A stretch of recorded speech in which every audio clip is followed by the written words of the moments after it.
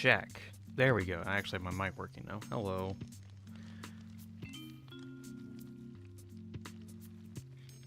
Let's see.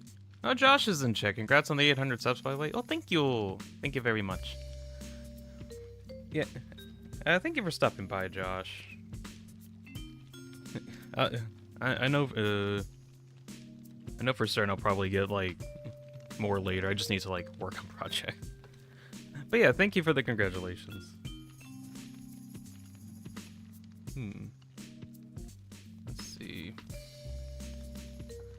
Trying to make sure, like, sounds are okay here. Yeah, probably. But I'm gonna wait for a bit to see who else is gonna stop by before I like talk too much. Before I get into too much talking. Main thing I want to do is kind of do something kind of like my State of Deans, but just this one is kind of live. Just me talking about stuff that I've been doing, my thoughts on like stuff that I've been working on, and just other things. So if you got any questions, this is pretty much a stream to ask those questions. It's not supposed to be a Q&A stream, but it might end up being that. Let's see. I'm gonna turn that on, actually. Do you miss playing Minecraft on your channel? Kind of. Very much kind of. I have been playing on, I've been playing Minecraft kind of in the background. Not as like a focus thing. Let's see.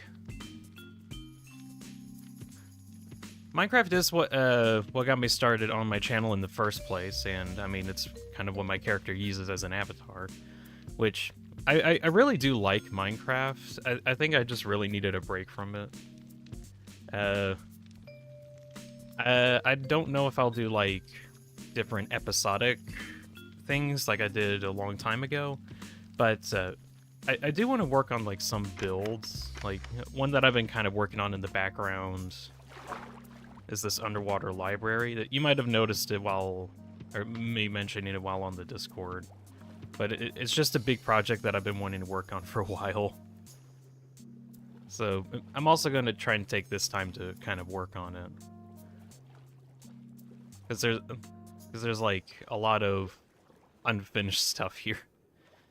I do miss playing Minecraft, kind of, but I felt like I needed a break from it anyway.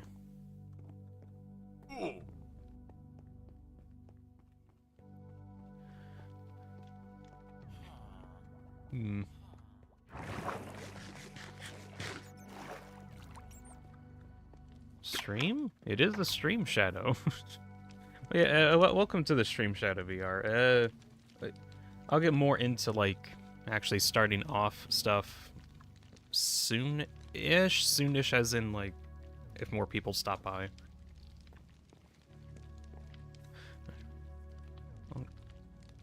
Wait. Was it just now turning day? I only really mention this because supposedly the bees might be coming out whenever sunrise.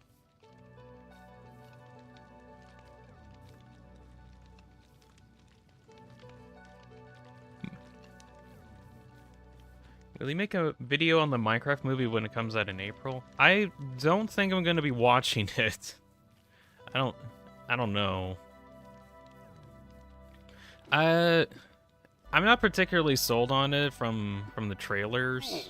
It's just not exactly something that I think I'd like to watch. I just think it's going to be cringe. I don't think I'd make like a whole video talking about it though. I'm not really the kind of person to just like get footage from the movie and just talk about it. I might, if I do for whatever reason watch it, I'll like talk about it on stream maybe. I think that's probably the most that I do. Actually, wait. I might just...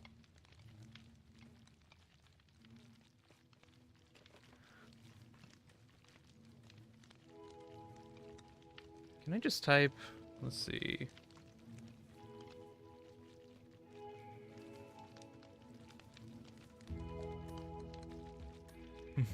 Indeed. Definitely Q&A stream.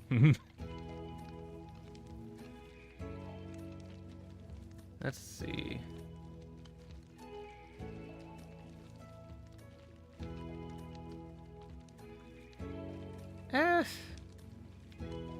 Might leave it there for now. But yeah, the stream idea is just I'm just going to be playing Minecraft for a while, and if anyone joins in and has any questions, feel free to ask. And meanwhile, if there's no questions, I'll just be talking about some future projects.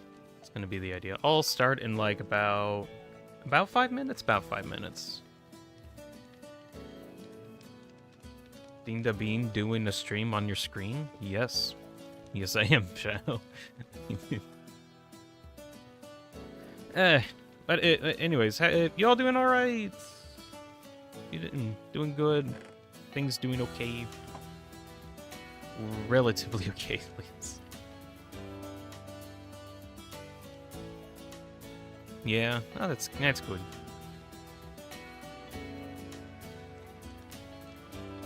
The bees should be showing up by now, and they're not. And I'm actually concerned. Haven't played Minecraft in a bit. Well, you're good to know. It hasn't changed much. Like, at all.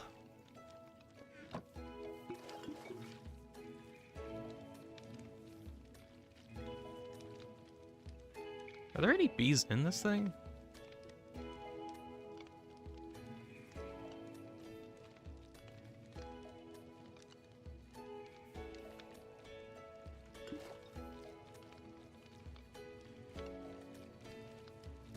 Can I not find it out from...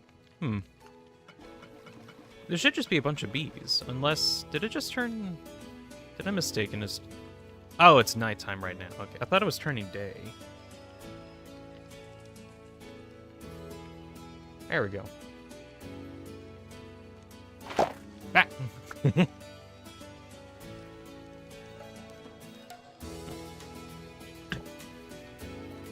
Ah. Look at all the bees. It's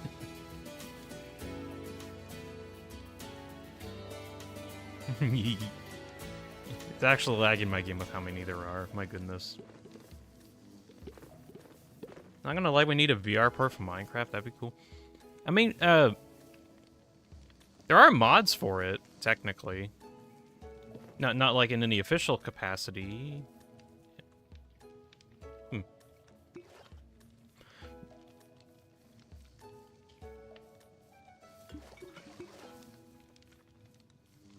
But yeah, there is technically VR in the form of just like getting mods for it. That'd be cool if there was like official support. Although, frankly, I don't think Mojane's good enough to get that working. That's my opinion, though. I finally did it after weeks of non-stopping. I've done it. What have you done, MP? Have you perfected P2? Have you perfected P2? That's what I'm guessing, because I know that was like a thing you were working on. Congrats on 800 subs, by the way. Oh, thank you.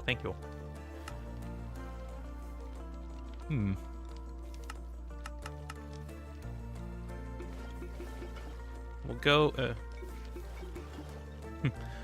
I think it's really nice that I was able to reach 800 subs around the time I got done with my Stars in Time stream. That was just kind of nice. I haven't done that. Oh, what have you perfected, MP? What is it?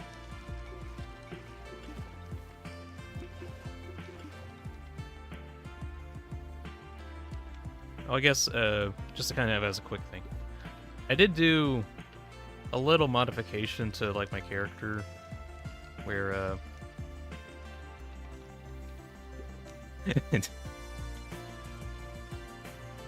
I can be permanently blinking if I want to now. Yay! That's at least a change that I've done to my dude. You've beaten Doors Floor 2 on vanilla?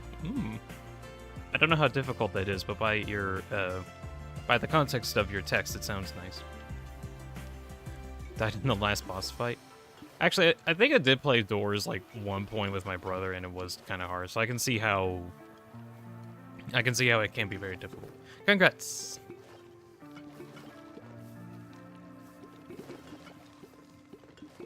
Oh, 10:30 has come and gone, so I'm actually gonna start like an actual intro for the stream. So, hello everybody. It is Deanspillabean back on your screen, and today I'm just gonna be streaming Minecraft, and this is kind of gonna turn into probably a Q&A stream. The idea behind it initially was just having Minecraft as a backdrop while I'm working on projects on my server thing, and also just talking about projects, kind of like my State of Dean videos, but just, you know, I can tell you about them live. So I guess this is like a State of Dean light kind of thing, maybe. So yeah, if you got any questions, I'd be willing to answer those. And otherwise, I'd just have to be talking about some projects that I've been doing. That's a lot of bees? Yes, it is. This is one of the builds that I've made a long time ago called the Bee Sanctuary. Called as such because of the amount of bees that are in the sanctuary. I also really like it just because of the multi-leveledness of it. This has been one of my favorite builds that I've worked on. It's not really good for like farming honey because I have to like actually walk around and harvest all the honey everywhere. But it is a really nice place. MP also bought Subnautica. Ooh. I know a lot of people were like suggesting me to get that. I don't personally know if I would get it, but Subnautica does seem like a really fun game regardless.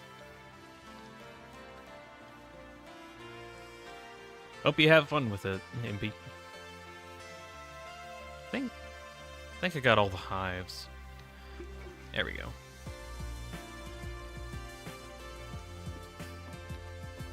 So yeah, while this is like a really nice place to get honey and just have like a cool backdrop, it is not very good for actually obtaining honey. It just looks cool.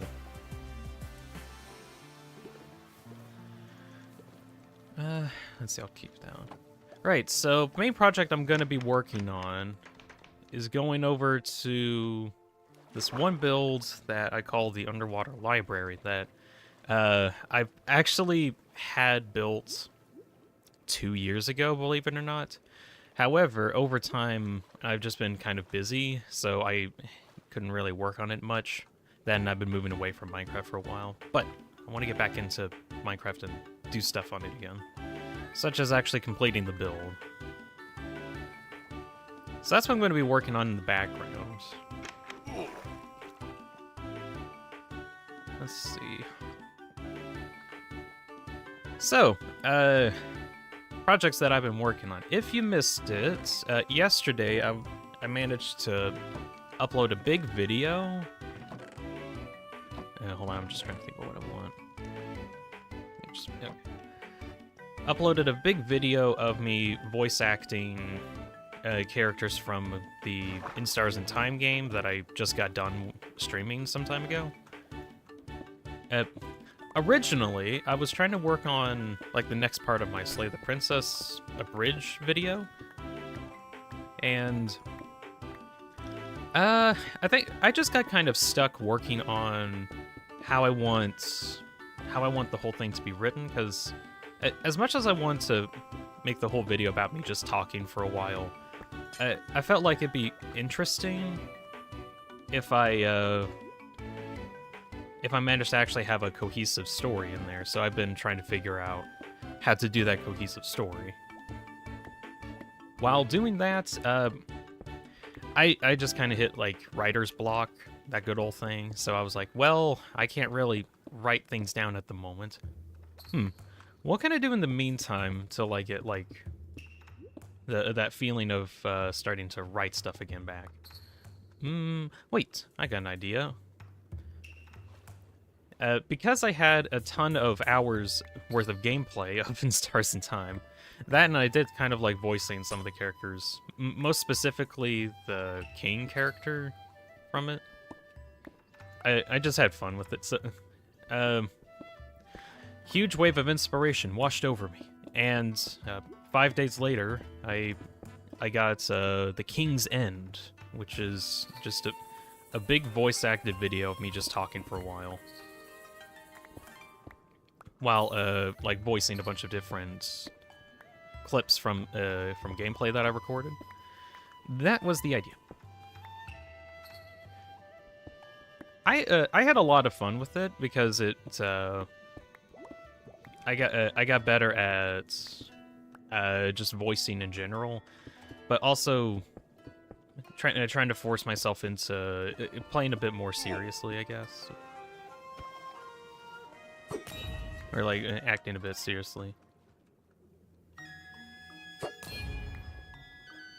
Anyway, Biden, I have to get the badge from my friend as well. Oh, alrighty. Oh, see you, MP. Thank you for stopping by.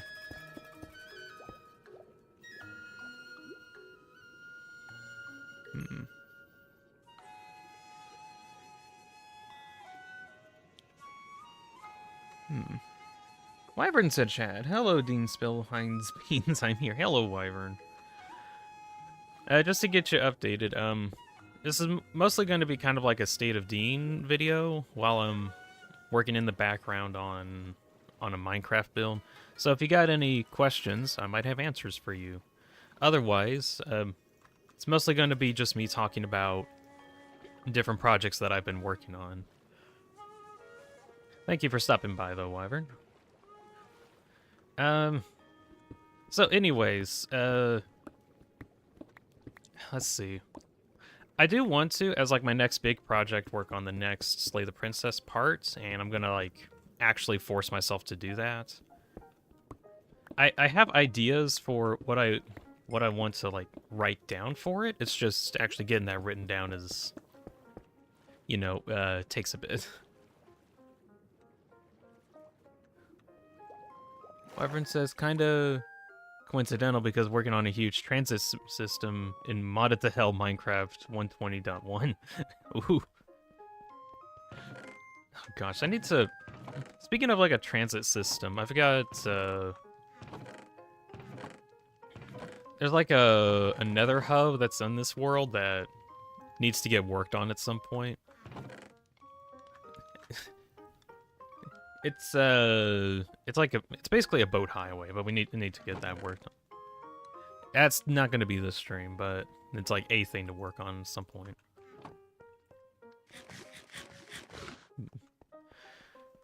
But yeah. Next project will definitely be a Slay the Princess video, trying to actually get that finished up. When? I don't know.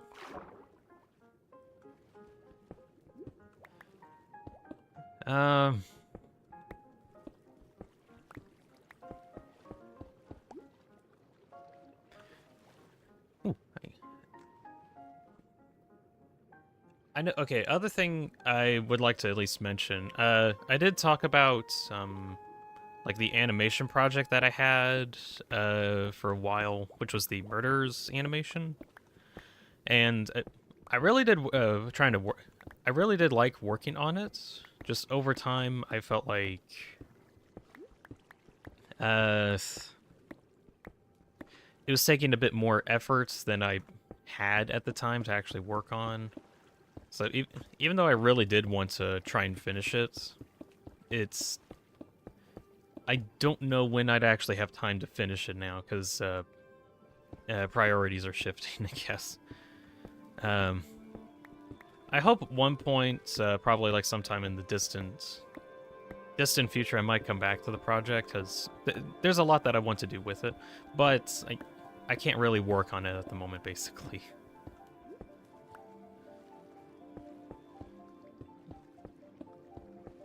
So I don't think I'm ever going to get that murders thing done.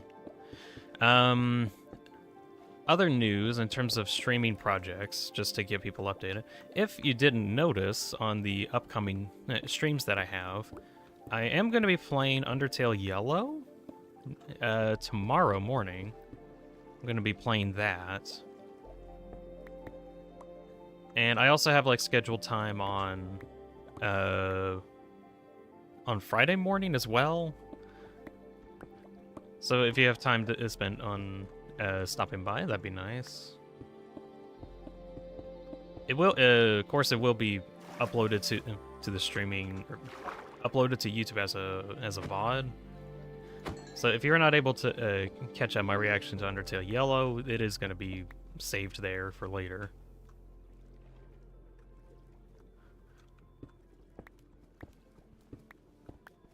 I've been very, I want to say iffy on streaming it for a while, because I've been, I've just been iffy on playing it at all. But honestly, enough people have kind of asked for it, and I'm like, you know what?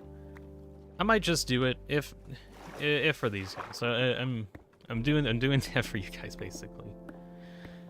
In terms of what I know about Undertale Yellow, and I'm also going to mention it whenever I get the stream up. I don't know a lot, but I know I have like an idea of like the characters that are there. So I'm not like playing it entirely blind, but it's like blind enough that I don't really know what the plot points really are. I've just seen like clips of it mainly. I do want to play it with the, I guess, the idea that it's something different to Undertale, but every time I look into it, it's like, oh yeah, remember Undertale was a thing? Yeah, this is taking place in the same universe. Which, every now and again, it gets kind of annoying, but I really should just play it so I can get that, and figure out like how much it actually wants to be related to Undertale. Not to downplay the amount of efforts that went into actually making it. I'm not downplaying that at all. It is a ton of effort went into making Undertale Yellow. I'm not discrediting that at all. It takes a lot of effort to make games like that. I just kind of feel it would have been better if it was like taking place in its own universe instead of in the same universe as an already beloved game. That's just my opinion, though. Funny's in chat. Hey, Funny. To get you updated, this is kind of a Q&A type stream. I'll just be talking a lot in the meantime if no one has any questions. I'm also going to be working on the Underwater Library build, just kind of getting that worked on. So if you got any questions, I'd be willing to answer them. Or if you just want to chat, that also works out too. Okay, don't worry, I'll wait. How was your day? Oh, my day was pretty good. Although it just started, so I don't know. I do have my chicken nuggets ready, so whenever I'm happy right now. I got my nuggies. Oh, other thing funny. I'm gonna get into playing Undertale Yellow starting tomorrow. So, that's a thing. I've just been kind of talking about my haven't played quite yet thoughts on it. And Wyvern says 20 days ago came back from vacation on Germany. Ooh. I hope that was a good trip, Wyvern. Let's see.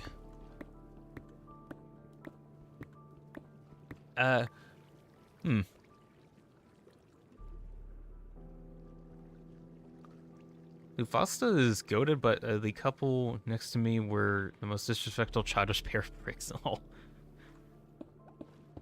That's unfortunate? I don't know. I don't have enough context to... What is Luthans? I don't know. Well, hopefully they didn't ruin the whole trip. Oh, okay, just a second, let me get back on my train of thought as I slowly float down to the bottom. So I like working in this. I'm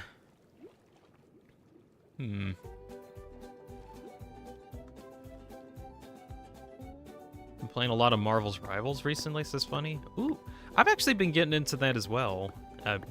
Not as much, but like every now and again, me and Silence just kind of get together and play some. We have fun with it. So far I end up actually doing, like, let's see, fun that I had was like, I had fun with Hulk and some other duelists. I think my most played though was Punisher, and I just got to get better at aiming with him. But there have been a couple of times where I just like completely wiped games.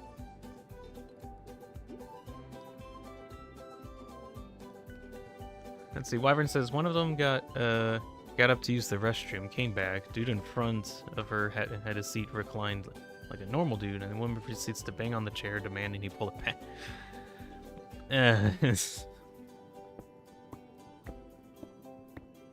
To be fair, having that in your face is kind of annoying, but it's also annoying to just kind of get, I don't know. People are like that sometimes.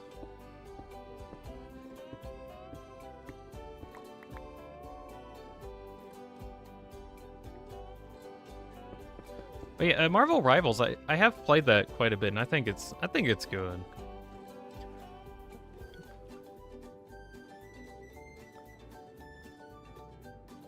When I knew it was a Marvel Rival game, I knew it was Venom.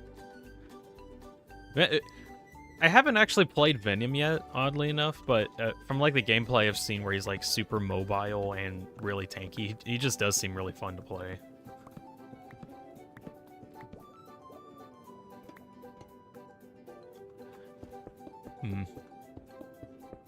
I don't think I'd ever like start up a stream and specifically play Marvel Rivals, because I just don't feel like doing that.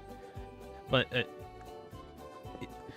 it's a good game. It is actually a good game. I don't play Overwatch that much, but I have played MOBAs, which are kind of like hero shooters somewhat, if you like squint a little. But it's like a lot of features that are very similar.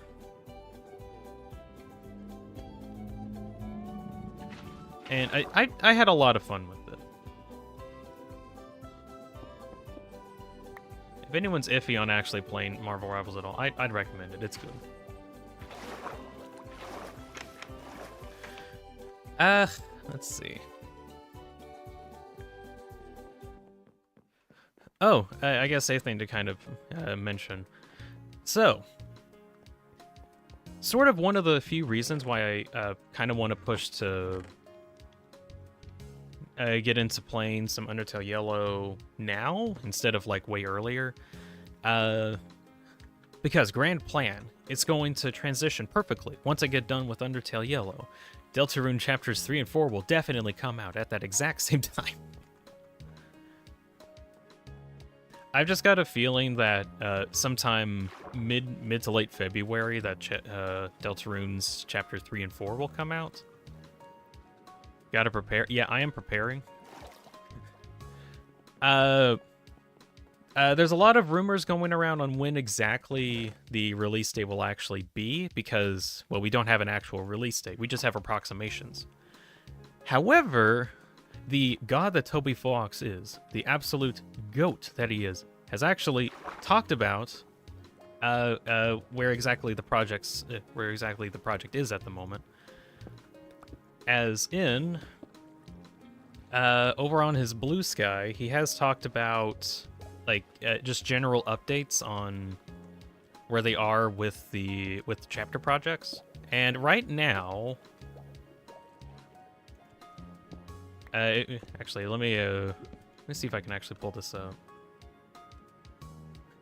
Wyvern's bored and hungry, so vanished without a trace and appear 3 years later on Delta Line. And that'll...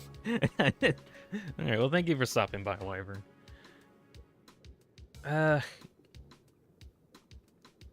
don't know if I can pull it up right now, but basically on Toby's Blue Sky, he talked about how the games, let's see, the translations are actually complete, so that means all the translations from English to Japanese are done, and that they're starting to work on bug testing.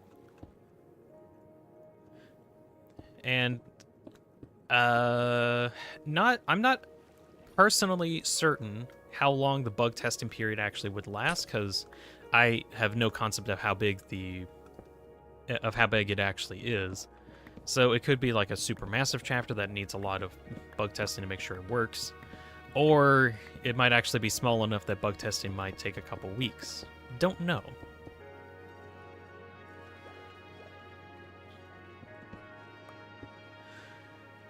What we do know, though, is that they are at least bug testing the game, which it means it's very, very close to completion. I'm very, very excited for whenever it comes out. Need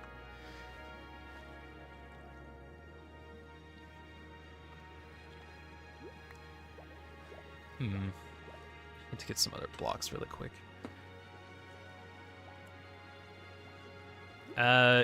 Although, even though they do need to do bug testing, they also need to do console ports right afterwards, and I think they've got Chapter 3 actually feature complete. At least I think so. Where they have the actual gameplay done, translations done, and the actual bug testing and console porting also done. So all they really need to do now is get Chapter 4 done, which I'm also going off of Toby's take on it's ready when it's ready. So hopefully whenever he gets Chapter 4 done, the hope is that he'll immediately, as soon as possible, get it released. Which, to me, kind of feels like it could possibly be like mid to late February release, is, again, the hope.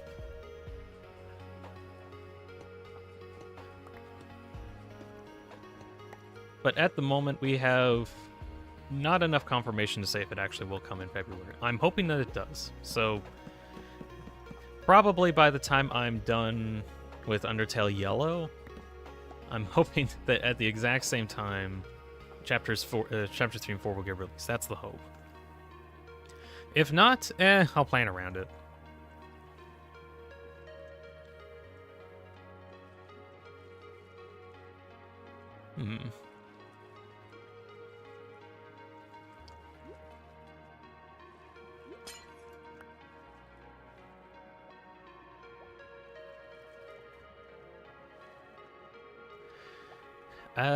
Other plans that I have had, going into March, there is only one game that I've really been thinking about playing, and that was a game called Wonder Stop. And that's one, I think I mentioned it some ages ago, but it's a game that's written by the same guy that made the Stanley Parable. That's one of my favorite games. And also, at the same time, the music in that game is written by C418. So, it's just a combination of two wonderful artists that I very much enjoy, and I wanna see what they make. So whenever March rolls around and that Wonder Stop game comes out, I'm gonna be playing that. Probably a good chunk. The game itself has you as a retired pit fighter trying to start a new life somewhere, whether by choice or by necessity. And your character doesn't exactly like that they're not fighting anymore, because fighting was all that they knew. So now they got to start a whole new life in something that doesn't feel exactly comfortable. And maybe they like it, maybe they don't. Maybe they just need time to heal from whatever crazy traumatic experiences they've experienced in the pit. Who knows? But it's something that I'm just interested in checking out. So, come March, that's going to be one of the focuses that I'm going to be doing in March. April, though, I have had ideas on, like, replaying all of the Valve games. Like, or let's see. At least Half-Life and Portal 2, I want to play those. Or at least I'd like try to focus on playing those in April. A nerd's in chat. Hey, nerd. Well, welcome to the stream. It's mainly me talking while I'm working on a project in my Minecraft world. And meanwhile, it's kind of a Q&A stream as well. If you got any questions, I'd be willing to answer those. No questions are asked, I'll just talk about projects. One that I was talking about was just future things I'm going to be doing. Like in April, I want to play Portal and Half-Life again. Just honestly replaying those. I just thought that'd be fun. What are you working on? This is a underwater library build that I have been working on for the past 3 years. That I've actually taken a break from working on specifically for 2 years, and well, I actually want to kind of work on it again. And I've been having like a weird feeling of I don't really have a reason to work on it for a long time, but I've had a long enough break from Minecraft and I want to get back into it. So here I am working on a build. The idea with it is that, of course, it's entirely underwater, but it's going to be a library as well, like with actual books that you can read. That's the idea, but I want to get like the surroundings or like the entire environment done first before I do anything else. Last Minecraft build must have been like the giant wool statue on my Minecraft skin. Oh, those are a classic to build. I think I built a couple of those as well when like I was doing some Minecraft stuff ages ago. I don't think there's anything like that in the world here, but that one's a classic.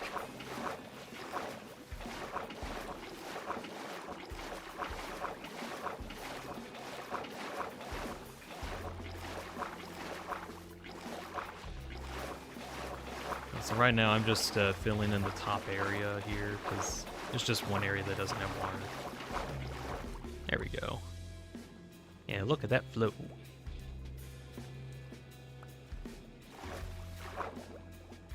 Nice. I gotta get the ceiling. Let's see. I need to swap out my items. Other thing. May. I have actually thought about something to do in May.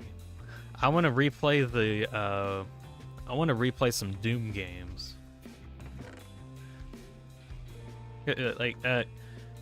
I got into Doom as a franchise around the time the 2016 game came out, and I really liked it.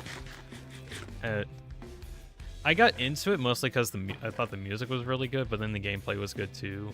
And then, of course, development hell happened, and Doom Eternal took forever to actually come out. But when it did, I played that like crazy. I think I have like 200 hours of it or something.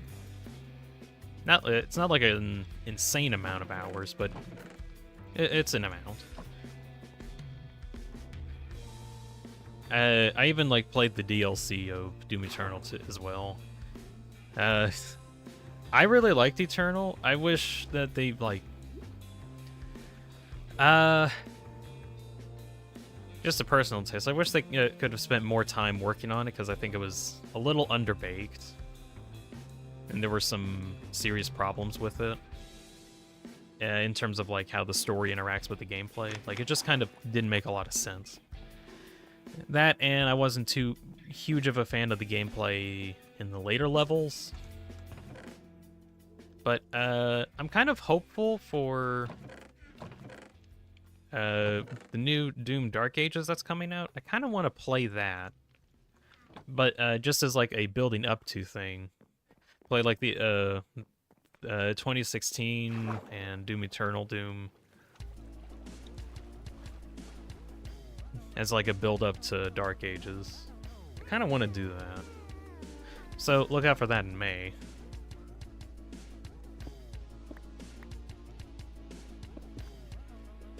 I, at the moment, don't have any ideas on what I'll be doing for the rest of the year. But those are just going to be things, or like streams that I want to do at some point, basically. There are other projects that I'll probably be doing around that time. I don't have any concrete idea of like what projects I'll work on at what point, because schedule is very fluid. But the streaming stuff that I have plans for, I definitely will be doing.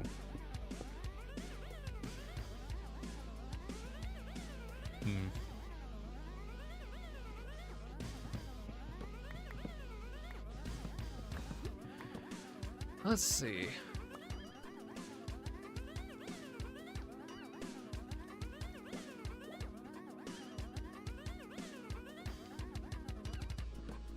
Is there anything else that I want to just talk about for now, or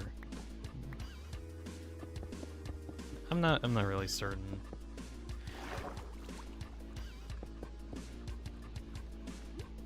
Cults of the Jab was good, Dean.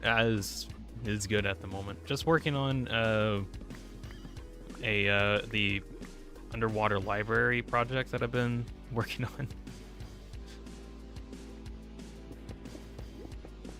I'm getting kind of to a place I feel like close to getting stuff done, but I'm like, I just need to finish up the the walls basically before I do too much else with it. And that's what I'm working on.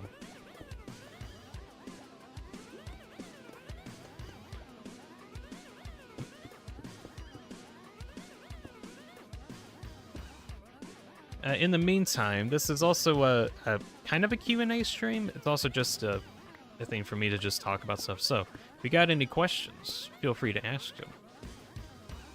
Kelnick ate a cat. Why do you keep eating cats, Kelnick? I never understand this. Oh my gosh. Well, yeah, hey Kelnick, welcome to the stream.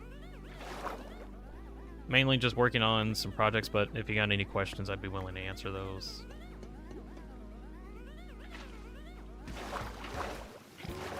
There we go.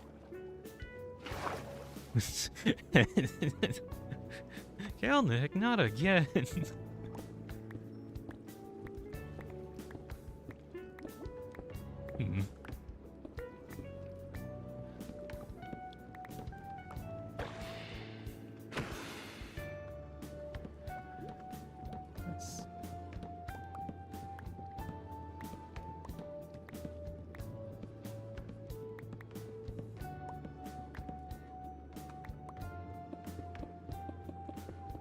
I guess random thing to kind of mention.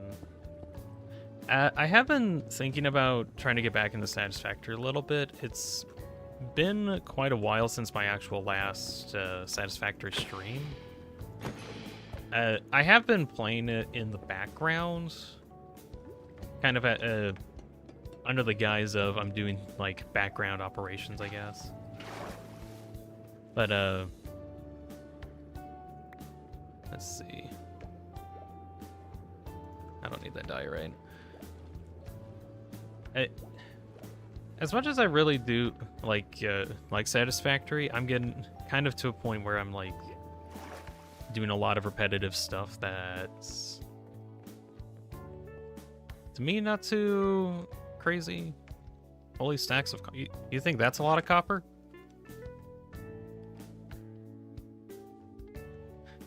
I have more. In a way, you need that much. Well, I do.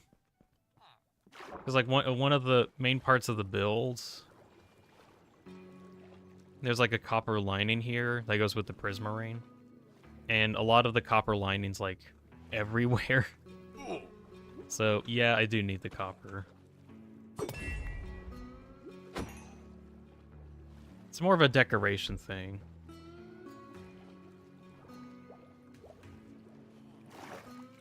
To be honest, I just say random stuff as a sign of being glad to talk to you and spend some time. It's just my way of showing friendly sign. Oh, okay, Kel.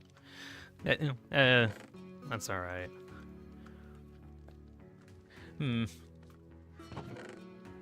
Either way, thank you for tuning in, Kel.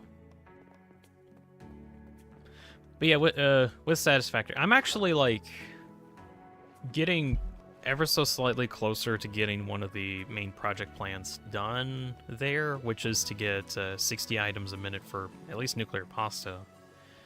At some point, I should probably like start streaming me actually getting it finished. It's more taking a bit, but I do plan on whenever I do get it done, I do want to make like a world tour video, just to kind of show that off. Bobcan's in chat. Hey, Bob. Get you caught up on what's going on. Mainly, doing Minecraft builds as like a backdrop right now. Can I make this brighter? That's literally as bright as I can make it. Wow. This game is dark. But yeah, we're working on a project in the background. It's also kind of a Q&A stream, so if you got any questions on like my thoughts on games or like future projects, and you just have questions on any questions really, I'd be willing to try to answer those.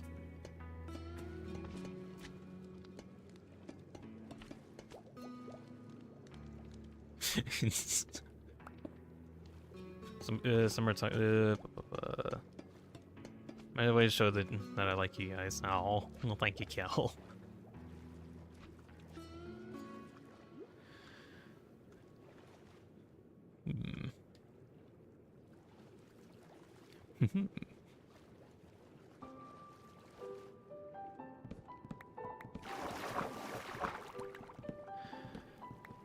But let's see.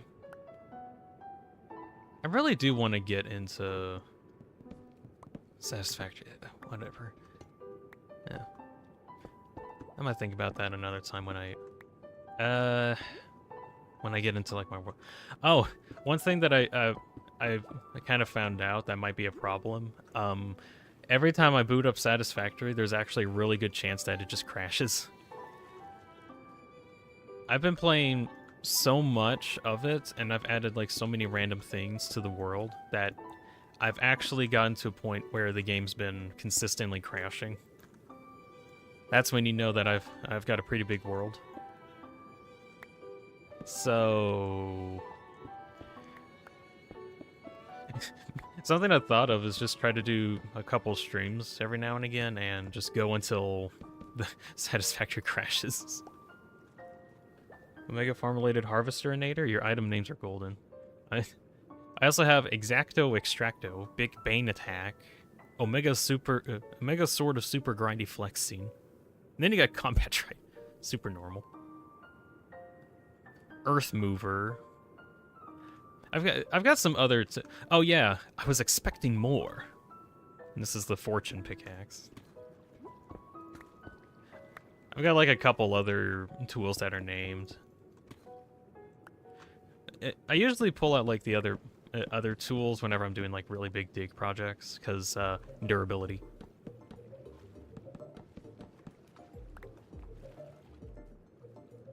The game's just done. Yeah, Satisfactory is just done with my shenanigans. Actually, I might actually wait. Okay, I don't want to focus too much on it. But Bobcan's actually in the game. Hello. Let me see if I can like. I'm gonna see if I actually can boot up Satisfactory, just to at least show what I've been working on there. Surely my computer can handle playing Minecraft and Satisfactory. Surely it can take it.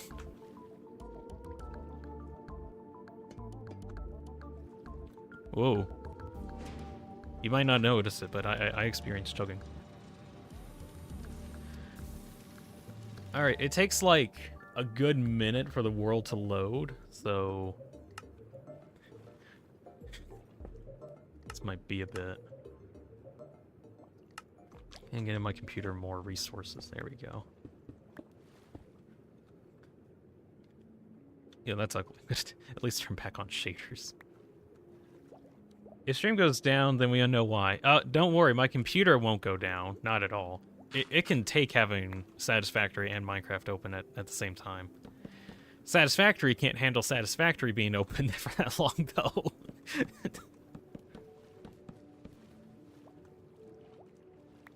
Is it still loading? Where's the server mod pack? It's not a mod pack, it's just vanilla. It's latest version of vanilla. The only mods that are supported on here right now is voice chat, and that's basically it.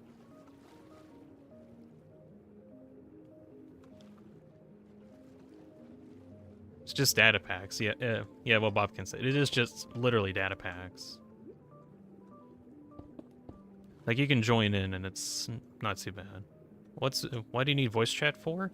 So that you can talk with people in game without having to open up Discord. Which actually, for the sake of having seamless conversations in Minecraft, is actually kind of cool. Or like you can just show up to people and just all of a sudden you can start talking with them and not have to like ask to get into a voice call. Quality of life. Yeah, what Bob can said. It's just quality of life. Is Satisfactory still loading? It is still loading. Oh my gosh.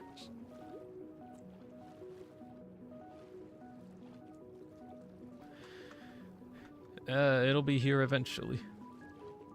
21.2. It is 21.4. Is the... Whoa. I just followed a lag spike. Is it up? Oh, it's almost there. Hold on. There we go. Click. All right, can't. Ow. No. What is attacking me? Go away, zombie. Okay, Satisfactory is boot up. Let me get to a safe spot.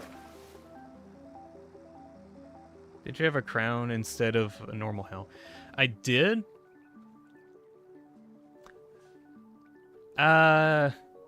Texture pack of randomness that caused my... I don't know, there's been some weird texture resource pack stuff, and it's been difficult getting those over, so Dad and I haven't had enough time to work on it. Anyways, showing off Satisfactory really quick. Because I've been doing stuff.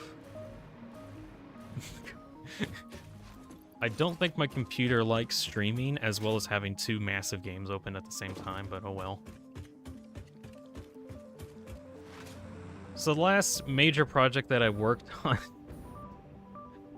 I'm getting 10 FPS, was getting this aluminum factory done. Oh.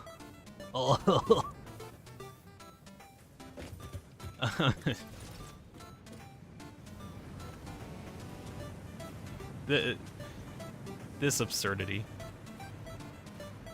God, your frames. Yeah, my computer does not like what I'm doing. Not at all. I'm not going to do anything too crazy, though. Watch this. If I try to place conveyor belts,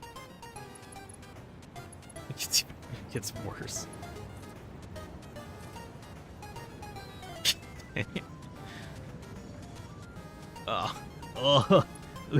Alright, yeah, I'm not doing anything too crazy. Please. I have my autosaves on every 2 minutes. Alright, so basically, tons of silica coming in, but also not enough silica, so I need to fix that. What the? Is it?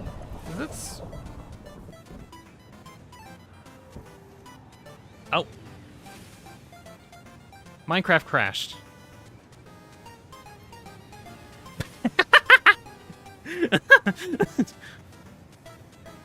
Oh, okay, Satisfactory didn't crash, my Minecraft crashed.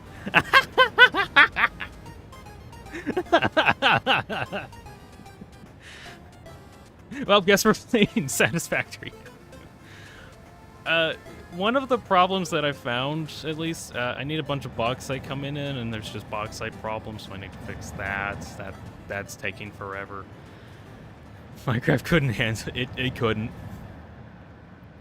I think it's because I think Satisfactory eats up like 8 or 12 gigs of RAM, and my Minecraft is like, it requires 16 gigs to run, and I only have 32 gigs to go around.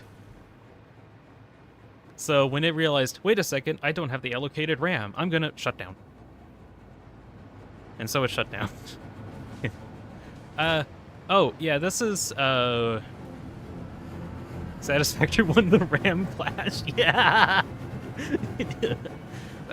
So this is the nuclear pasta machines.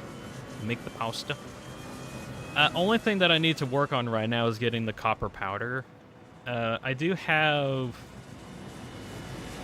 this massive factory that was over there for the aluminum. That was actually mostly for the pressure cubes. And I think those are pretty well done. The only... Watch it explode. No, I should be totally fine now. The only thing that I need at the moment is to make sure I get enough copper powder worked on, and to actually get... Ooh, get back here. Let me get on this train. No! Get back to your train. Let me... No. I need to take some shortcuts. Nope. Get back here. No! My train got away. But I have a bunch of copper powder trains that go out into the world, find a bunch of copper nodes, and turn them all into copper powder. There we go. Worse there near Loop is in chat. Woo! Hello, Loop. Not staying so fine. Alrighty. I'm just showing off whatever kind of crazy builds that I kind of want to, like, in Satisfactory. I was playing Minecraft for a bit, but then I booted up Satisfactory, and then Minecraft crashed. So here we are. Oh yeah, what this is. There was a plan I had eons ago to turn, like, the corpses of a bunch of the animals on this planet into coal, which then gets compressed into diamonds. That's what this is.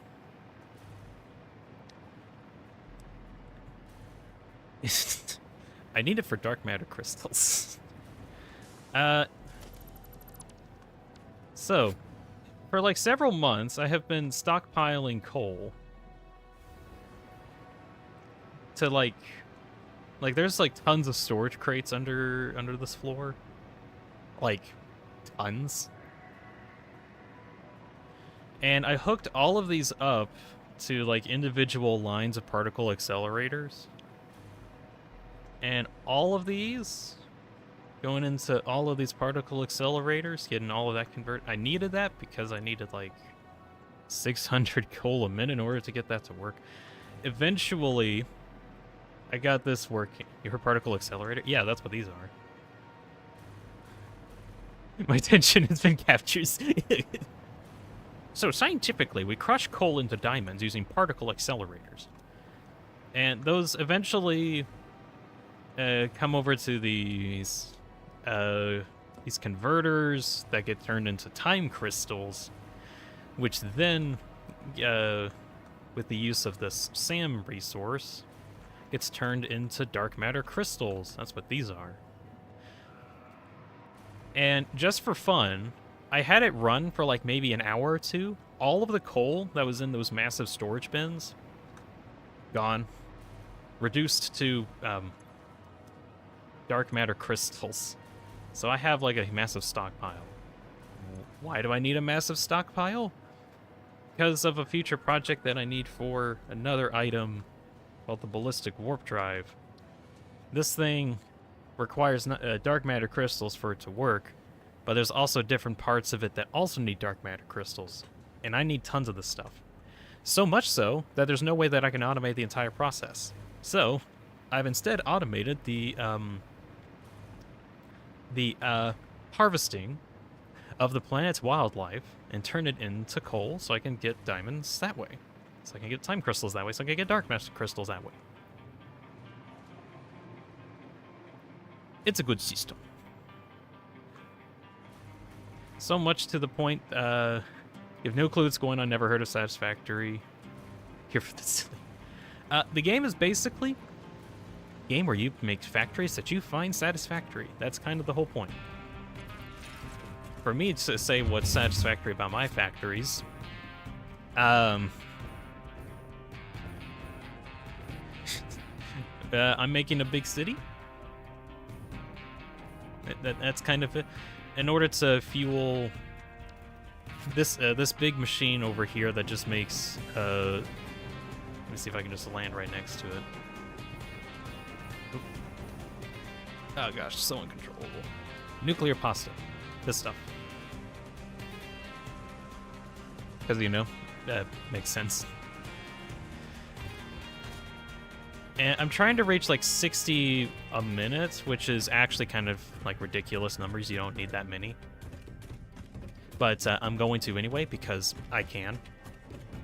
And that's kind of it. You can also see in the top right that there's like other parts up there besides pasta. There's like crazy stuff like biochemical sculptors and AI expansion servers and ballistic. I don't know. They're weird words. I need 60 of them a minute. And once I actually get this project done, which, frankly, I don't really want to work on because it just takes so long to do. Literally, all I do nowadays, I go around my world and I find nodes of copper. I then send it into these copy-pastable blueprints that make a bunch of refineries. And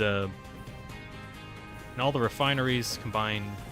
Oh, I need to show off other thing that I've for like some of the newer people.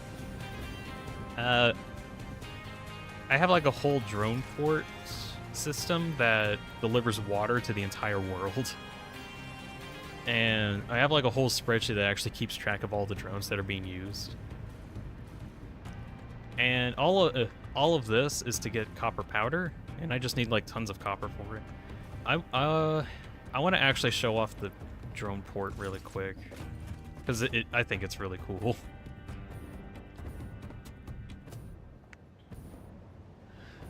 I need to get to a teleporter though. Actually, no, wait. I think I got yeah, hypertube launcher. Just kind of smack dab in the middle of everything.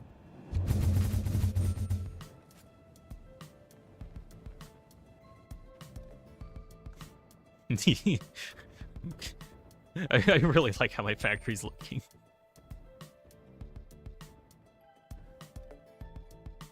Alright, over here in the swamp biome, there's a huge system over here of tons of drones.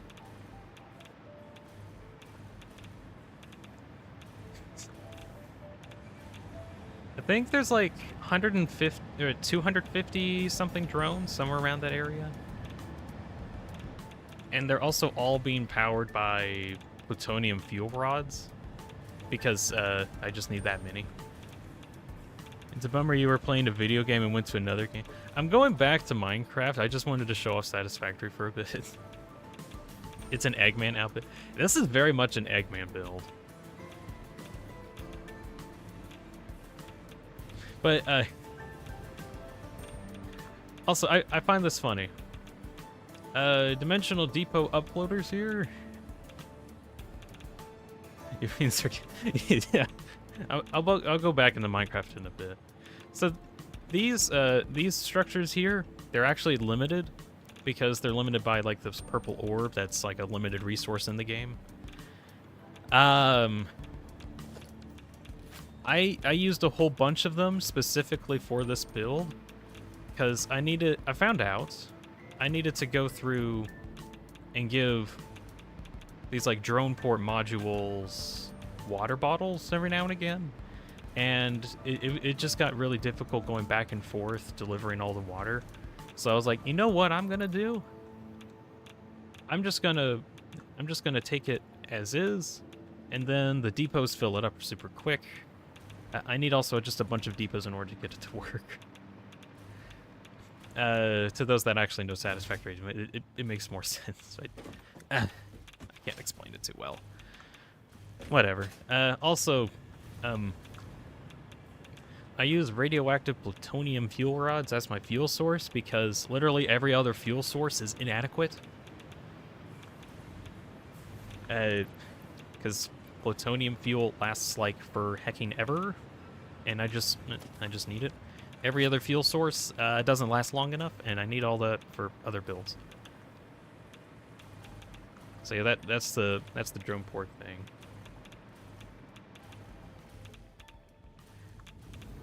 Let's see. I'm gonna warp back to here. Okay. That autosave. All right. I'm gonna boot back up Minecraft. I just want to work on the projects there. Fortunately, Satisfactory did not crash.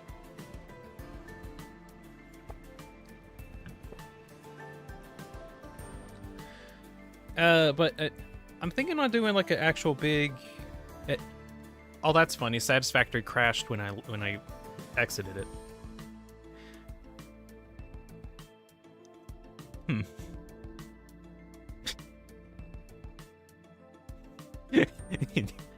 Hey guys, we're gonna be playing Minecraft on my tiny screen.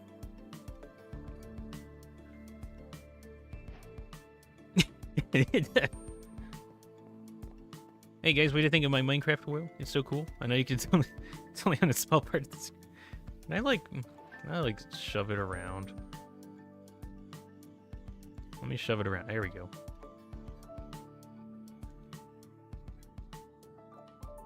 All right, there's the game. Why is this small? Because it's in window. All right, guys. So here's my Minecraft gameplay. As you can see, here's like the really cool world that I've got doing.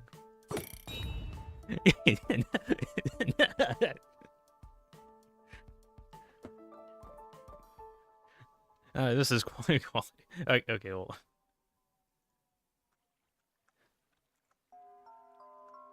Rip. There we go. Much better. Ah, back in good old Minecraft.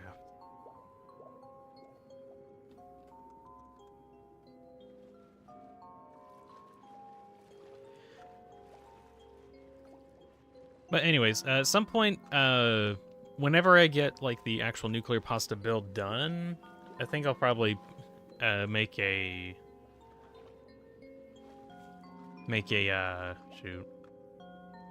world tour video on it, just to kind of better show off a bunch of parts of the world. Because I think the Satisfactory area that I have actually does look really sick. It just crashes a lot. And that's the only problem.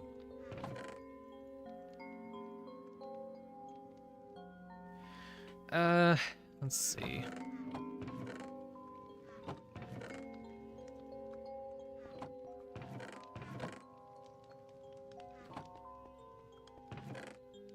Next part that I'm going to be doing really quick is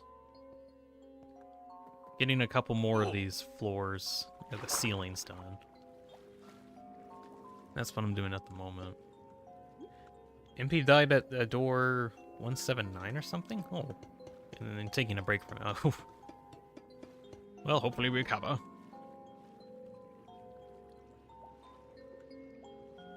Oh, wait. I think I need this to be a different block.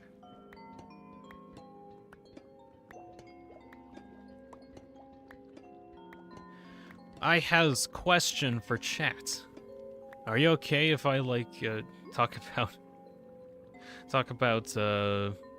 possible Deltarune stuff for a while? Because I want to just chat about what possibly could happen in Deltarune. But I don't want to talk too much about it unless, like, everyone's kind of somewhat okay with it. Because it's going to be very rambly. Like, so rambly, I don't know how to, like, get people involved kind of rambly.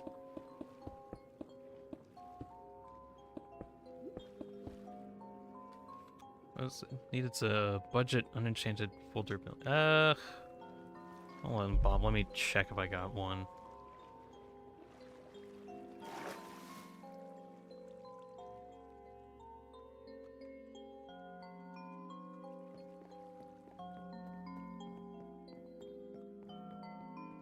Technically speaking, I see no objections in chat.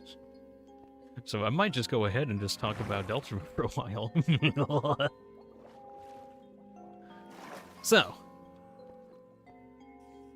Deltarune, game by Toba Fox. It's gonna come out eventually, probably at some point February, maybe. I don't know. Game is not complete, but there will at least be future chapters coming soon. And hold on. Do I not have a trident? Do I seriously just not have a spare trident? What? Oh, wait. No, I think I'm looking in the wrong place. Got it here? No. Here. Here. Ah! There we go. And one. Okay, I'm gonna go send this over to Bob. Oh.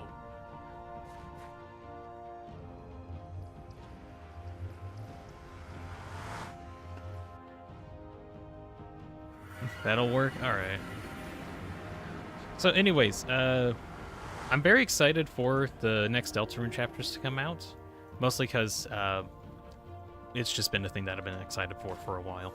But also the story itself is very interesting, because it...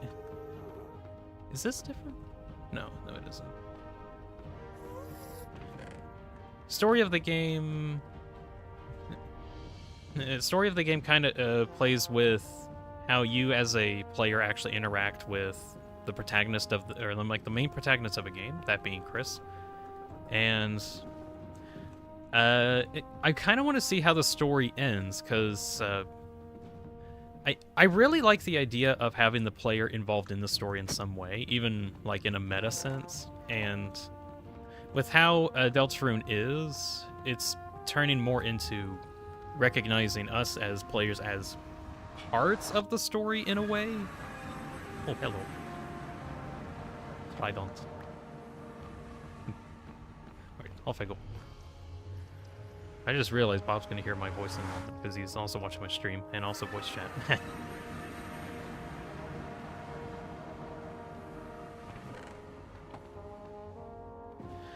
Alright. I can hear it twice.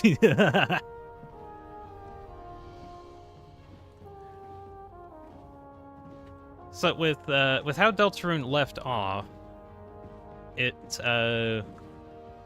basically our main character Chris decided it would be really funny to rip out his own soul so that he can be separate enough, and created a dark fountain. What? That's a crazy thing for a main character to do the very thing that we're trying to stop. Why are they trying to cause the roaring, or what are they doing? Why are they making a dark fountain in the first place? That's the question that we want to know, and we've been stuck with for 3 years. Then 3 years before that, we weren't even sure if dark worlds were even real, so here we are. Although with how Toby, I know usually Toby sometimes downplays a lot of these big moments and then just kind of shakes it off, but then it turns out it actually was kind of a big deal. So, it'd be interesting to see what happened. Where we're going, at least, in chapters 3 and 4. From what we know, going into kind of a TV world where everything's more focused on entertainment. Which, alright, that's kind of neat. Maybe we can at least start that off. Also seems to be taking place in Chris's house as well. But other than that, we don't know too much else. There's like some TV-themed enemies, probably. We know about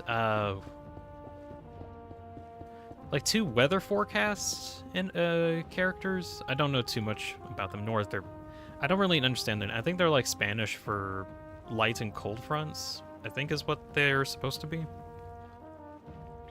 But I can't for the life of me remember how to say their name. So far, those are the only 2 characters we got.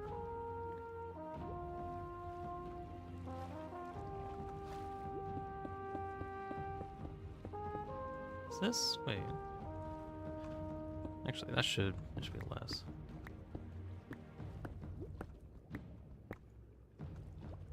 There we go. As for what actually is going to be happening in the Deltarune, in like chapter 3, jeez, I keep wanting to speculate on what it could be because that's just going to be a fun thing to do, but it's always hard to, I think focus on that just because honestly, I don't really know what's going to be happening. We could fight just new enemies, new stuff, but we didn't really know what was going to happen in chapter 2, and then we got like insanely surprised whenever that came out. So I'm full expecting we'll get like a similar surprised feeling whenever the new chapters come out. I almost don't even want to speculate so I don't get my hopes up. But what am I hoping to be answered? Maybe that might be a better question. Ideally, why Chris opened up that dark fountain in the first place at the end of the chapter? I'd like to figure that out.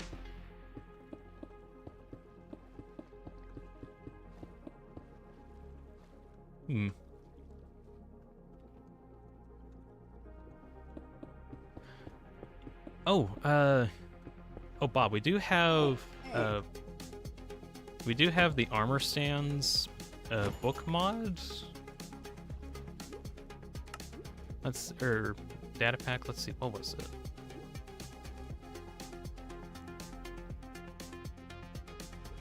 As a unique book, allows you to alter armor stands and properties. That might actually help it. I think you need to name a book, or when you sign a book, name it armor stands, I think that's how you trigger it. Is that it? Armor stand help. Crafting a written book titled as statues. That's what it is. So, make a written book, sign it as, name it statues when you sign it, and it should work. And then that way you could adjust the tridents and hide the armor stand that way. That would work.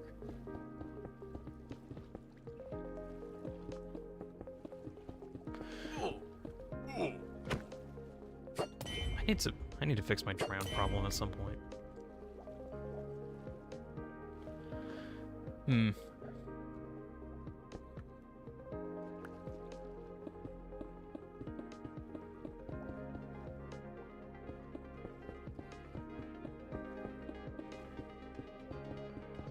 Let's see.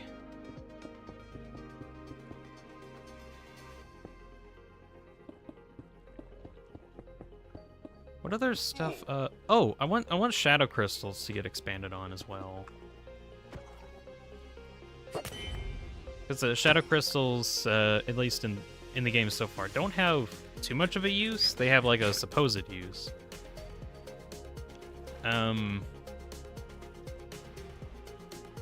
We think this is a huge theory thing that like a lot of people are thinking about in the community. It's used to make a item called the Pure Crystal. Ooh, Kel's actually in the game now. Hello. And the Pure Crystal, supposedly, is what we'll be making with all the shadow crystals we'll be getting. Is it's mainly used just for another item called the Twisted Blade, which I'm very interested to see how that works too. Technically, we can kind of get our hands on it, but it's not really officially implemented yet.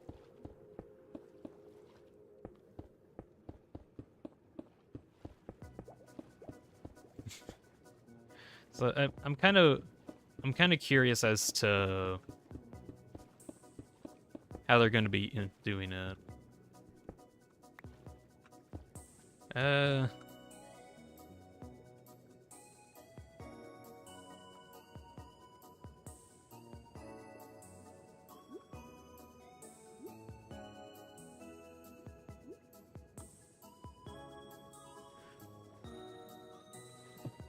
See, Kelnick's actually trying to get into the server. I'm guessing it's just because you're so far away from the server, it's hard to connect. Is my guess.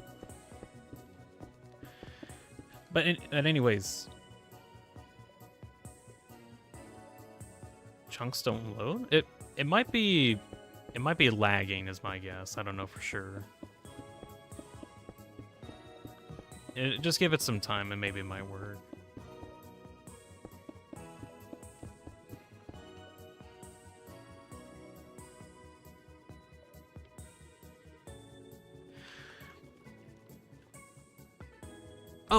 Oh, yeah.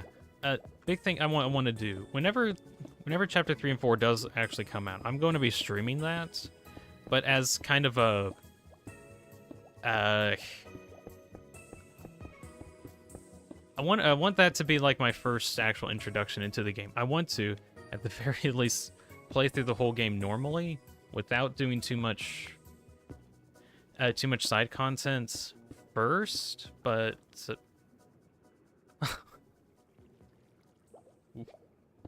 without doing too much side content first,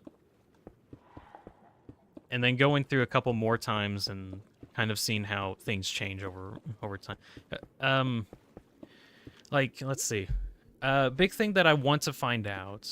I want to work on a theory video that I call the canonical timeline theory, and I want to work on that really badly.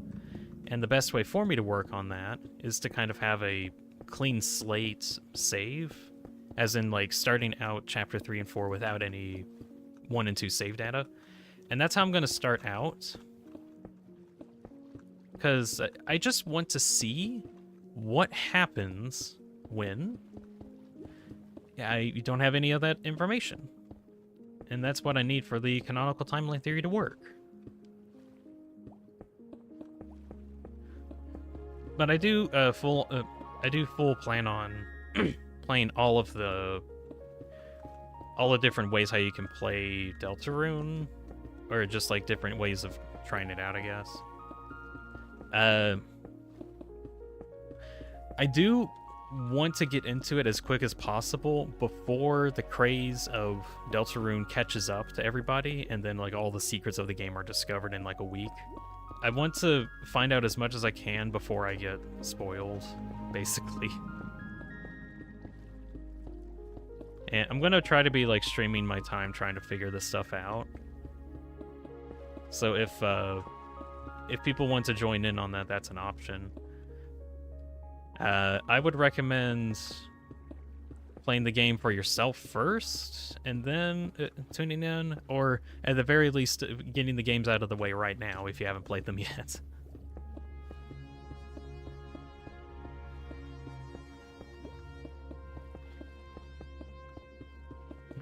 Gosh, I'm just very excited whenever it comes out, basically.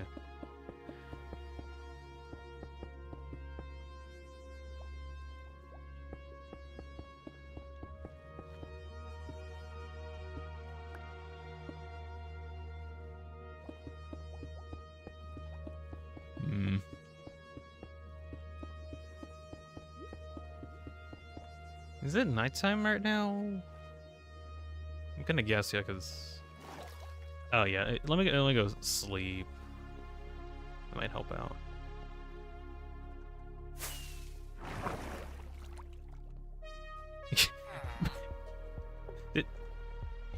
It just turned day. It just turned day, darn. Oh wait, did Bob just turn it? Oh. Oh, okay. Well, thank you, Bob. Cool.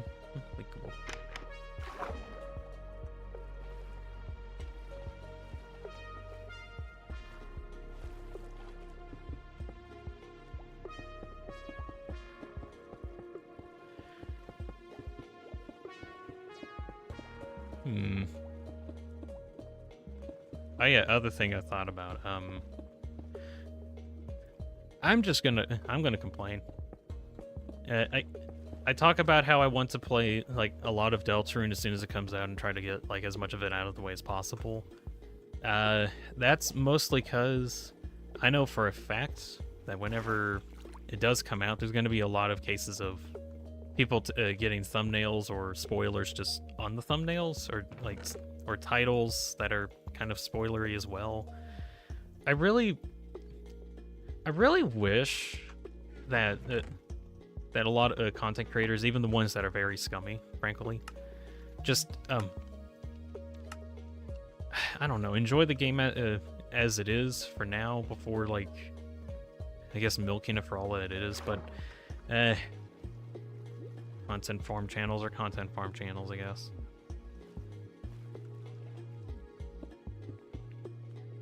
Just some stuff's in chat. Hi, Dean. Hello, just some. Right now, working on the underwater library builds, and in the meantime, just kind of chatting, really. Talking about, like, thoughts on future projects.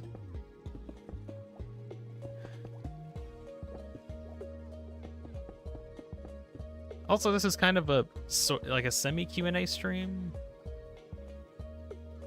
Kel says hi. Kel says hi, by the way, Justin. This is also a Q&A type stream, sort of, just to, like, if anyone's got any questions, feel free to ask them. Like my thoughts on specific games, or thoughts on stuff in general. Why is autosave disabled? Because the server does some autosave stuff. Yeah. Every now and again, I think, like, at about this time, it does, like, a soft reset or something. It's because it only really shows that to me because I'm a server admin, so it shows everything that goes on in the console of the game. So that's why that showed up.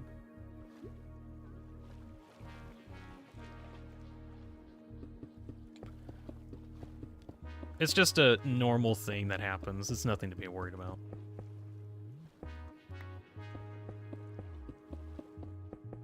Oh, actually, okay, story time, because this actually might be like a nice story bit.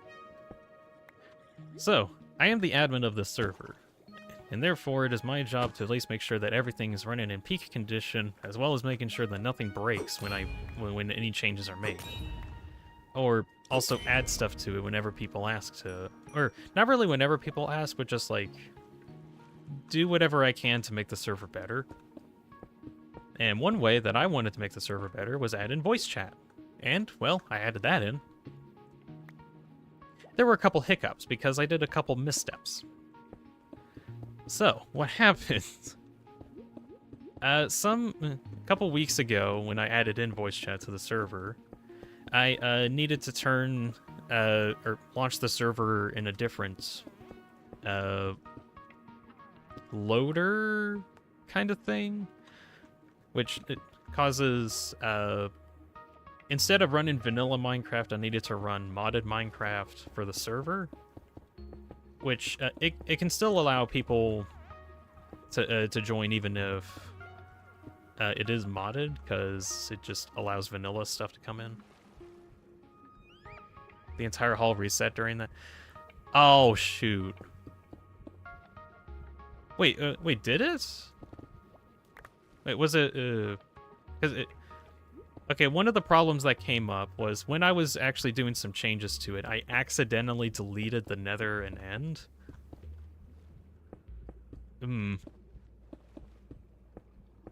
You rebuilt it though. Oh, okay.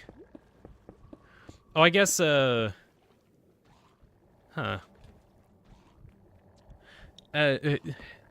So what happened during that time that caused everything to break? Elliot's in chat. Hello, Elliot. Oh, you have a Minecraft server? I've had a Minecraft server.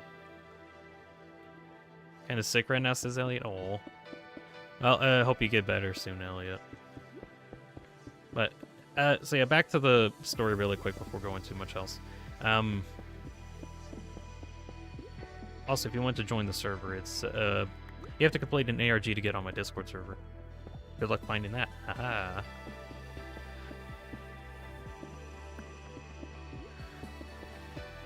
It's not that difficult, actually. So, what happened was when I actually turned the server into a different mod loader, I turned it into a paper loader first, just to kind of check if that was a thing. But what I didn't know is that when I did that, paper split my world file in 3 bits, or in 3 different folders, and had the overworld, nether, and end in separate files so that they can be loaded in separate instances, which, for optimization reasons, does make complete sense. However, when it comes to, like, the world and backups and how everything works, how vanilla Minecraft works is in a single... Yeah, don't use paper. Yeah, I found that out.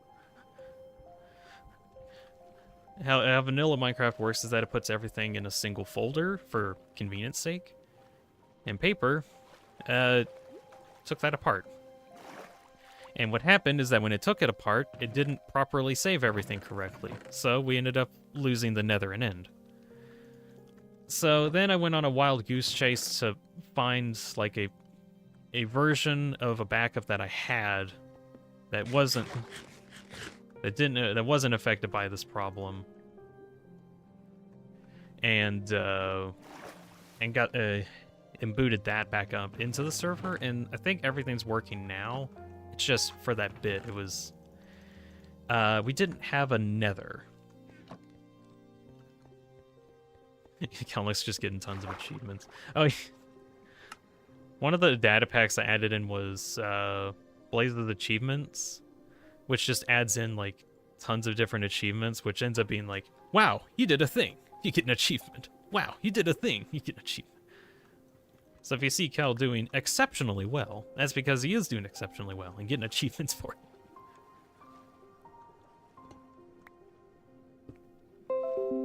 But Windows Security decided to tell me that it didn't find any antiviruses recently. Oh, okay. Thank you, Windows, for telling me. I don't know why you had to tell me that. If you heard that Windows sound, that's what that was. Why? Anyways, I was able to get everything fixed, albeit the nether and end got reverted a little bit by like 2 months, unfortunately. But at least we still have nether and end, at least. If I do stuff like trying to do mods in the future to make the server any more different, I know how to make sure that doesn't happen again, at least. So hopefully that doesn't happen again. That was a quick story.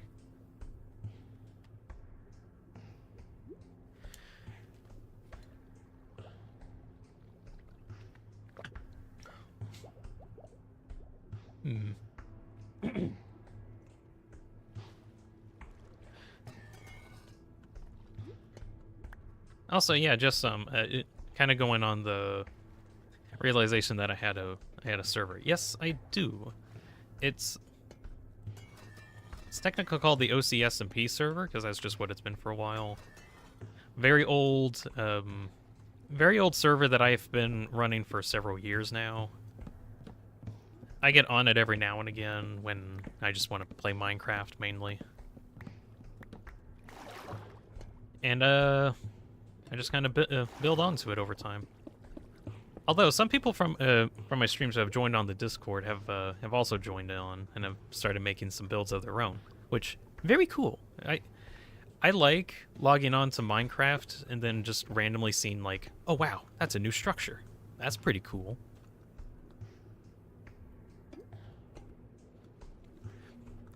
I always like getting that kind of experience.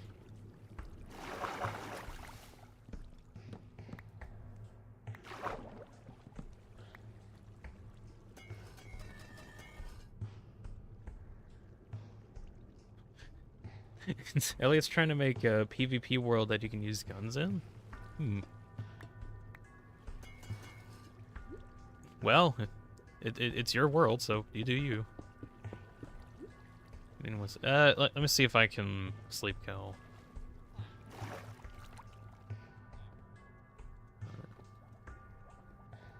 There we go. Yeah.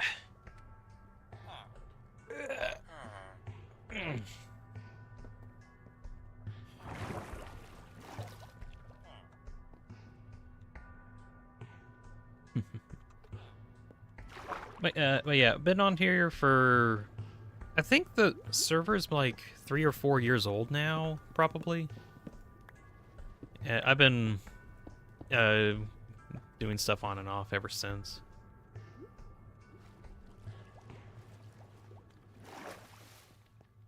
If anyone actually wants to join, you'll have to solve my... I don't know why I keep joking about, like, solving my super ultra mega difficult ARG when it's just you find the link to my Discord somewhere. It's in a very easily accessible location.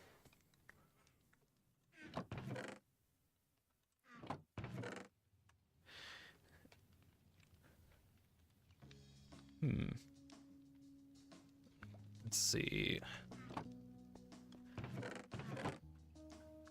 Do I still have any...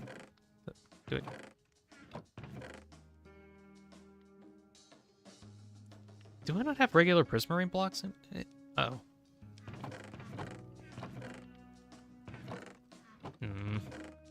Ah, okay, here we go.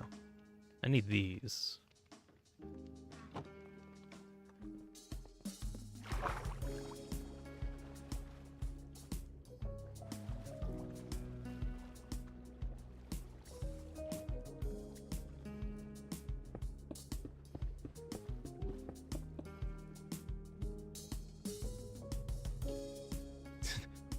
For some Russians, because without some passers, can't use Discord, it's blocked here. Oh. VPN. I keep forgetting that was the thing that happened. Wasn't that, like, recent? Because I remember that happened, like... for those that don't know, Kelnick's actually from Russia right now. And apparently there's been like some blockings that have happened, like Discord getting blocked there.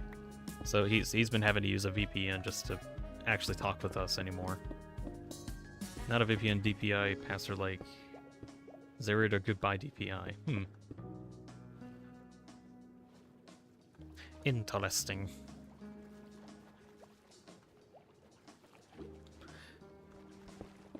I just don't personally know enough about it to know the difference, but all I know, that sucks. That just sucks.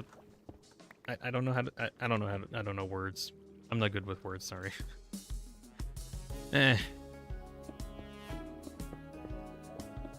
I just know it's really annoying.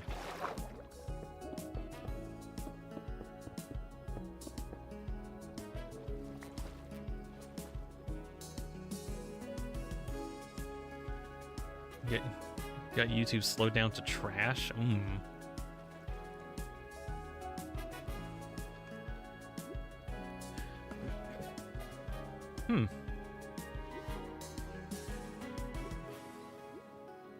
Very interesting.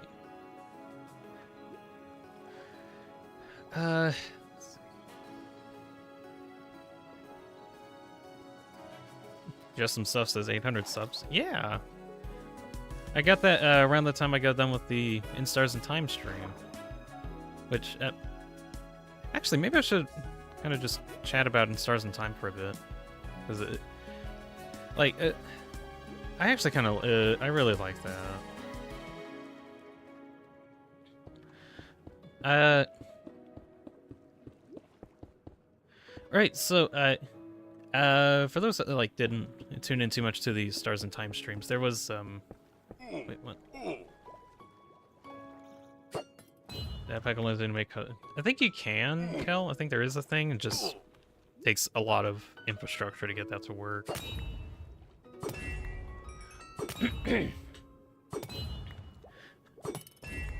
Anyways, so In Stars in Time, really good game. Highly recommend checking that out. Problems I have personally with it is that it's really long. But the story makes a lot more sense because of that. I mean, here on the server, yeah, I know what you mean, Kel. Like, it's just, again, that takes like a bit of tinkering, and I just don't have time to work on that. That'd be cool. Takes too much time at the moment. Go away.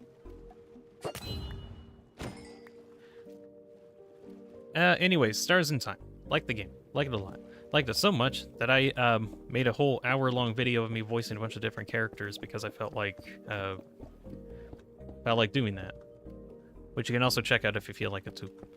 It's the King's End, or the King's End video that I recently got out, which I mostly made it kind of as like a voice acting practice kind of thing, and I had fun with it. I made it, I guess other thing that it ended up doing was allow me to practice when it's like audio mastering, which all that really means is making sure things are at like the same loudness level, so that stuff isn't like overly loud or overly quiet. Trying to get like a good balance. And I've had like experience in that area for a while. It's just I haven't had a reason to really do too much with it until that In Stars in Time voice project.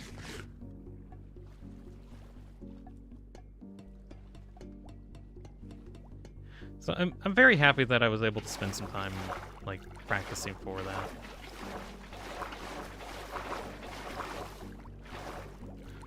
Now, as for the game itself, and my thoughts on it, I'm trying to think about like what I want to mention. I kind of see the message of the game kind of like how it's very similar to, I think, Undertale's pacifist ending message, where it's trying to convince you not to play the game that you spent so much time enjoying anymore. Where the pacifist ending of Undertale had Flowey come out of the ground saying, "Hey, congratulations, you fixed everything as best as you can possibly do. Can you please not come back, because you know for a fact that you're the one stopping these people from having a happy ending. You could stop it all right now and not play anymore and leave all these characters to have their happy ending forever. Just please don't come back. But if you do come back, you'll have to erase my memories too," says Flowey. And, well, what happens? Well, two things.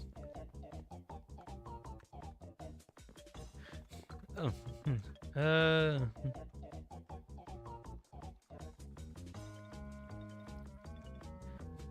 Bob asked if he liked the new skin yet. Yeah, it actually looked pretty cool.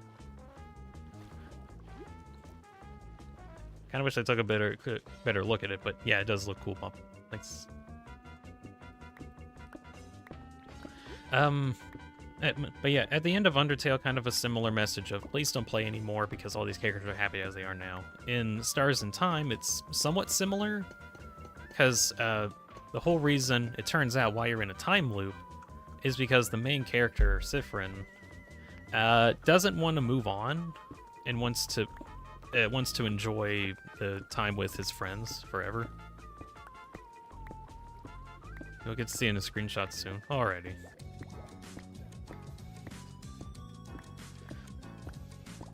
I'll watch out for those then, Bob.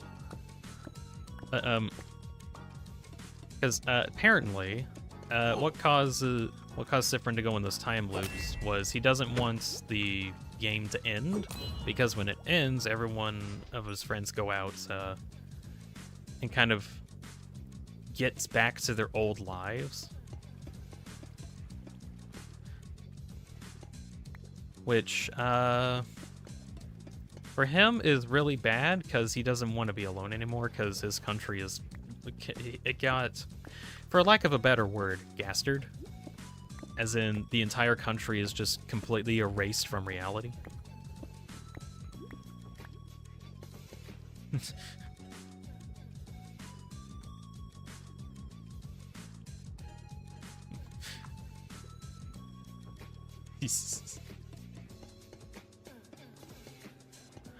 So,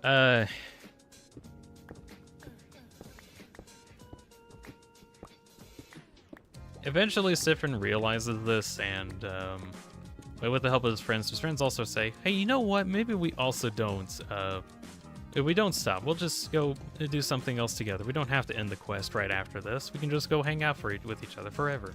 And then Sifrin's like, what? That's all I had to do was just to get you guys to say yeah? And you all feel the exact same way about the situation too? Wow, I feel kind of scummy for doing this. And I thought this was kind of funny. The elder of the group, Odile,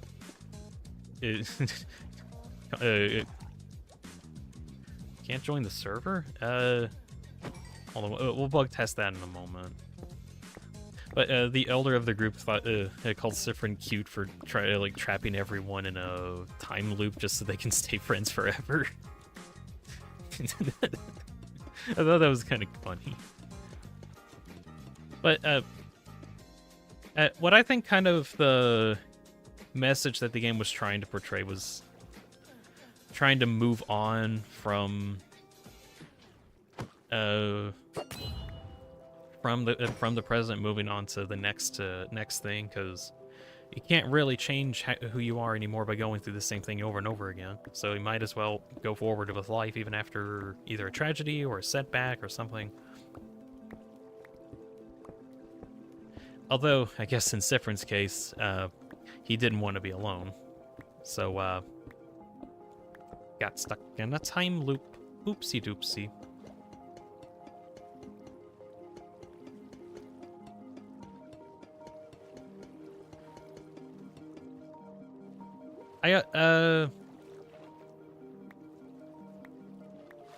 Let's see.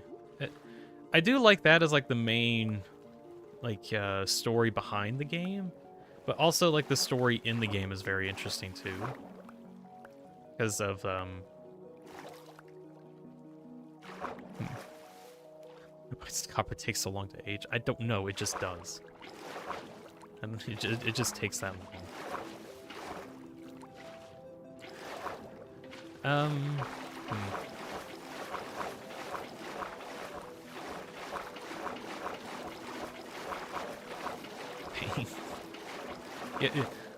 Honestly, Bob, I just try to like get like all the copper where I want it anyway, because it just takes so long to age, and eventually it'll age. It just takes forever. I think also you need the copper to be like 4 or 5 blocks away from each other to age the fastest. So that's a thing to think about.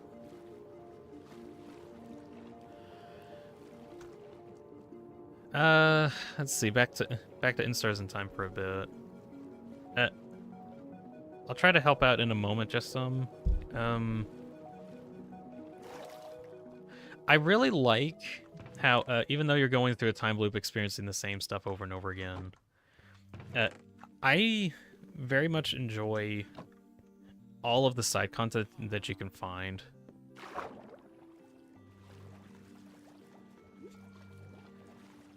I gotta tear down the hall again. Well, I guess you're just gonna have to wait. But like all the side content you can find that just adds more depth to the already very interesting story of In Stars in Time. Finding out pieces of lore on all of your party members and just like lore of the world itself. I really love the world building. Very, very good. It made me kind of fall in love with the world environment. Also, one of my favorite things that came up was when it was mentioned in a book somewhere.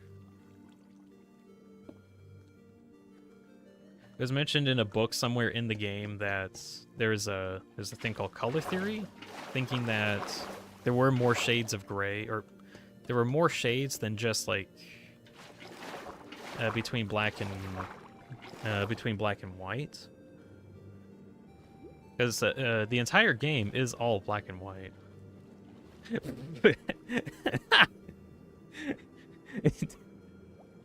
Kel's getting like a ton of achievements just by walking near my face.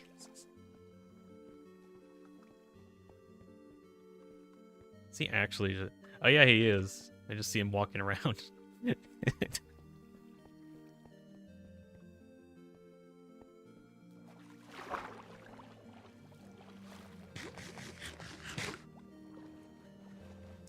But yeah, one of my favorite things was how color got introduced to the game, and it wasn't like every shade of color was suddenly found out or anything. It was just more like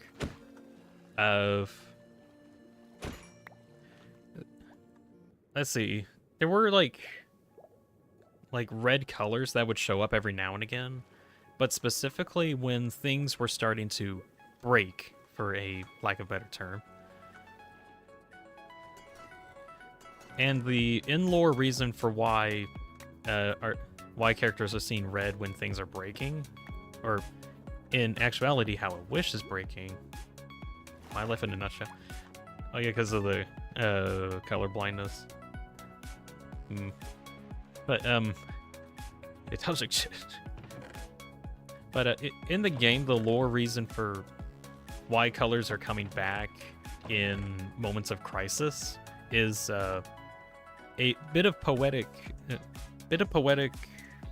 reasoning, I think, where like in the last moments of the world existing, it tries to revert back to what it once was, like how the laws of its world worked before everything. So color used to be a thing. It definitely used to be a thing, because while the world is breaking, color returns. So, kind of wondering what happened to the world to cause color to get erased. That's be interesting. Oh, hey, Kel. Hi. Welcome to the staircase. There's like an elevator that's on this side over here. If you want to just zoom back up. Okay.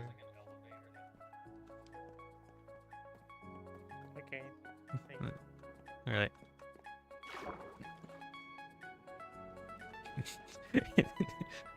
Voice chat.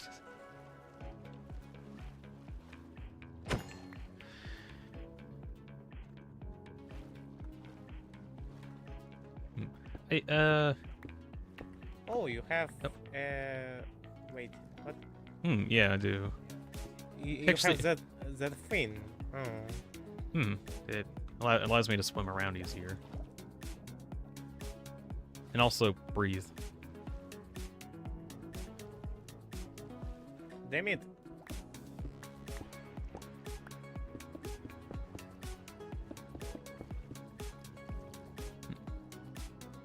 Yeah, I think that's fine.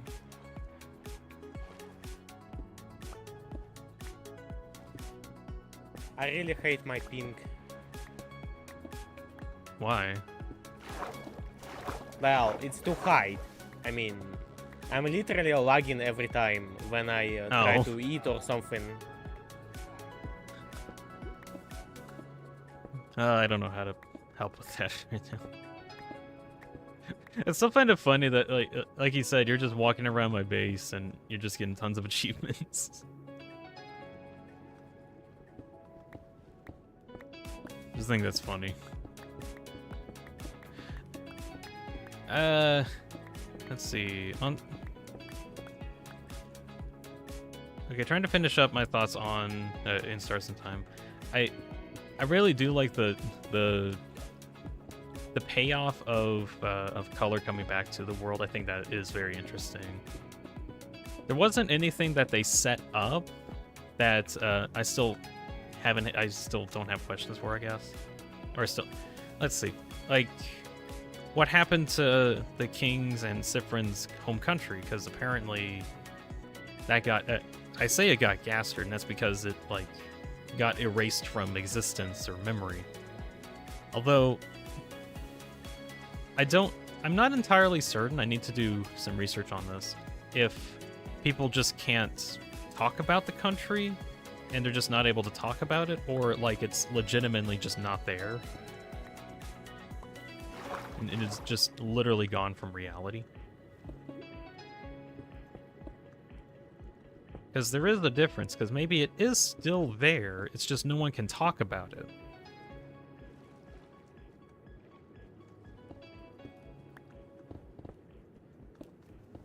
But I'm gonna guess that it has something to do with a wish of some kind, because there are wishes that are like confirmed to be real in the game. Because the king wished for the ability to freeze the entire country that the game takes place in time, and he has been given the power to do that by this wish.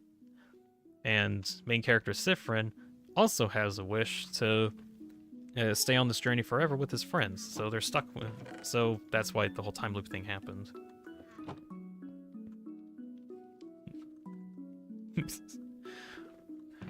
And it seems like every time that the mention of the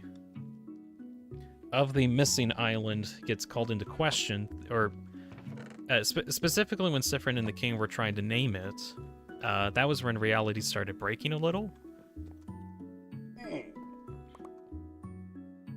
So very interested to see who in their right mind would wish for the entire country to be gone. Idea that I had as like a possible reason for why it's gone is the fact that that wishcraft is a thing. Because it also, you can launch it in VR. Oh my.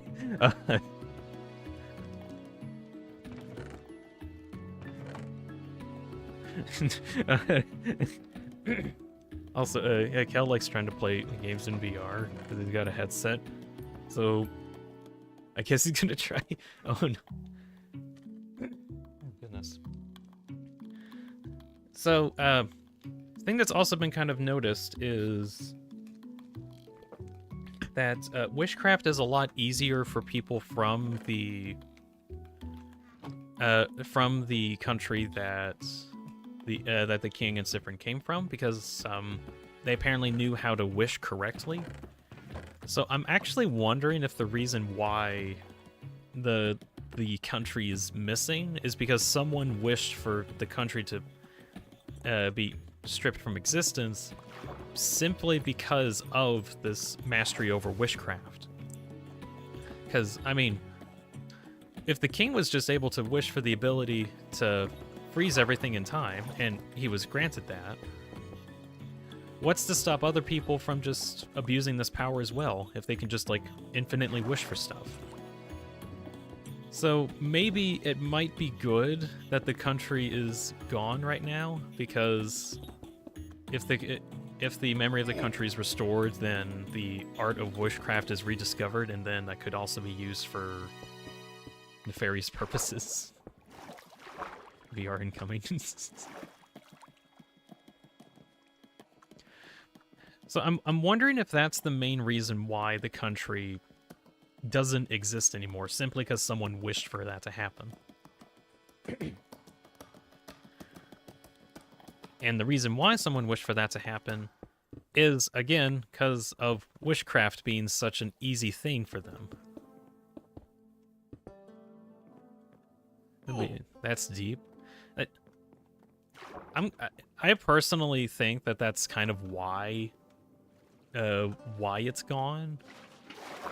I mean, would you like to have the knowledge that some country is just so good at granting wishes that they've invented an entire craft around it? An entire realm of magic specifically to craft wishes? That sounds kind of overpowered.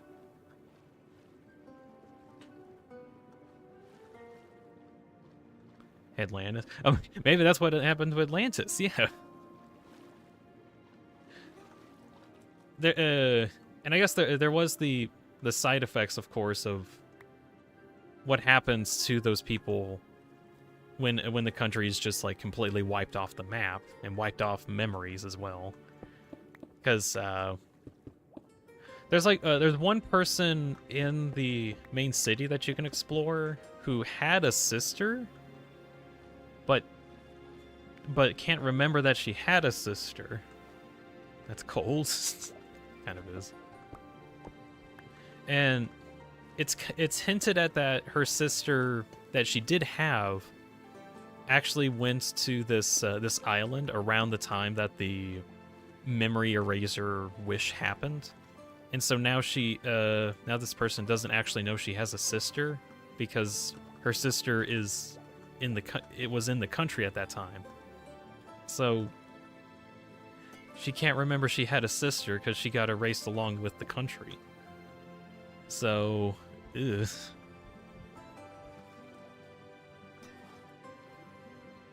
That took me a few loops to figure out what was going on because it was like a chance for it to happen.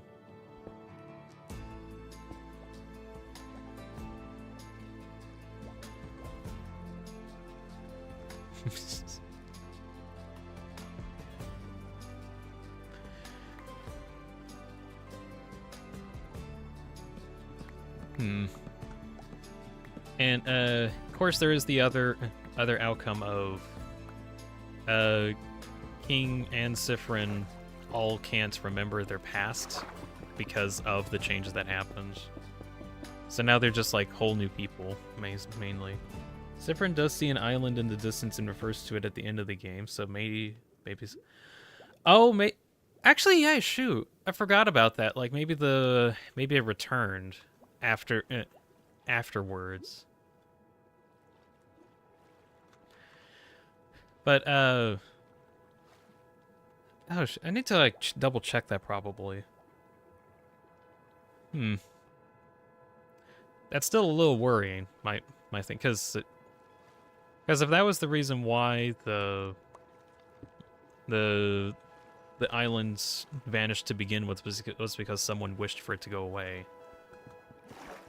And now that it could be possibly back, is your server whitelisted? Oh yeah, shit, I forgot about checking that.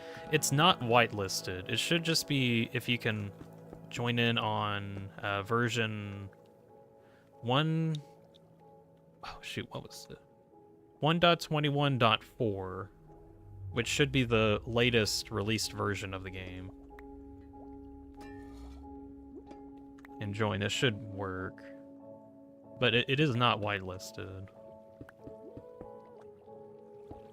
It will be whitelisted if too many people do stupid stuff. As in, like, if, like, people are nefarious coming in. I do want it to be kind of open for now.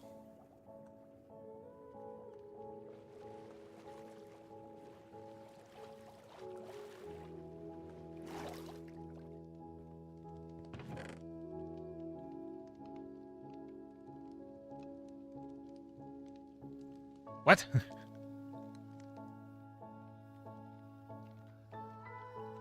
Wait. What do you mean by that, Bob Can?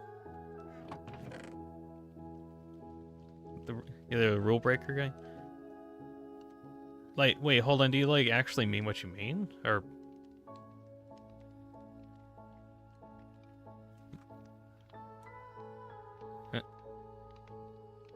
What do you mean your friend is dead, Bob? I'm confused by that. I remember you mentioning that, but he's not on the server anymore. Okay.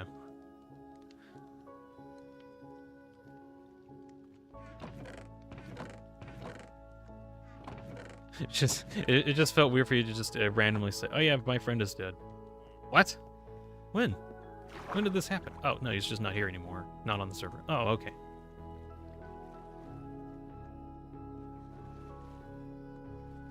It says unknown host when you try to connect. That's weird.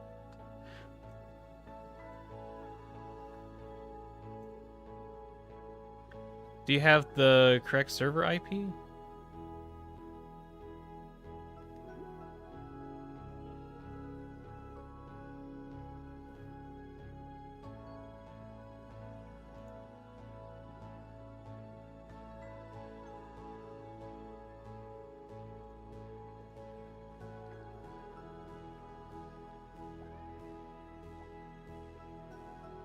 Hmm.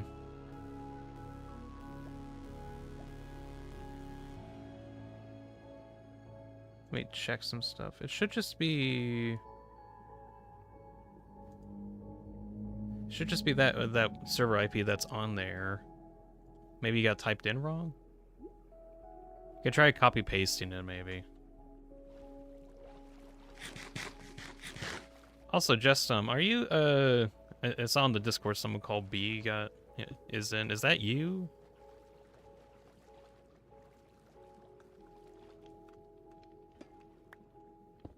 Just double checking stuff. Yeah. Okay. Okay. Why'd you join twice? Because there's two. There's two of them. This is very important, because I don't know why there's two separate bees.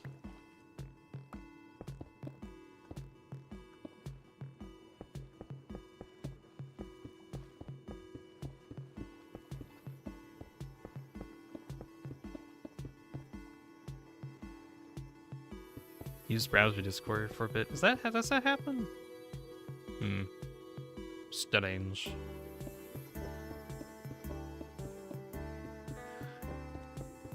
Oh well. Well, yeah, besides getting the server IP correct and getting the correct version up and running, I'm not sure what's causing you to be unable to join.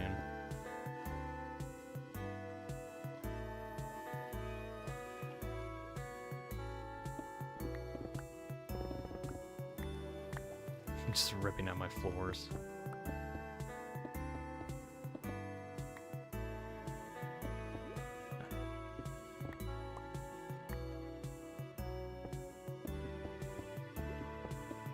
There we go. I need some...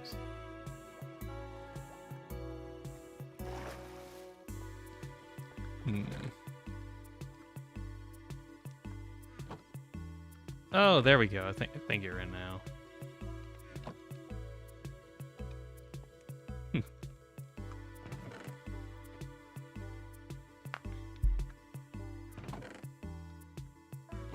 He just typed it wrong. Ha, figured. But yeah, welcome to the server. At some point, maybe like some point either off stream or something, I might give you a tour. But mainly there's like the spawn base area. That's where a lot of stuff takes place. And there's like a couple nether hubs that go to different areas. The main other place being the Land of Opportunity, and that's where like like another huge build that I have. Or like, let's see. Like a massive tower that's there, and I know some other people like Bobcan's hanging out there. What time is it getting to be? I will say I probably have like maybe 30 more minutes before I gotta head out and do some stuff.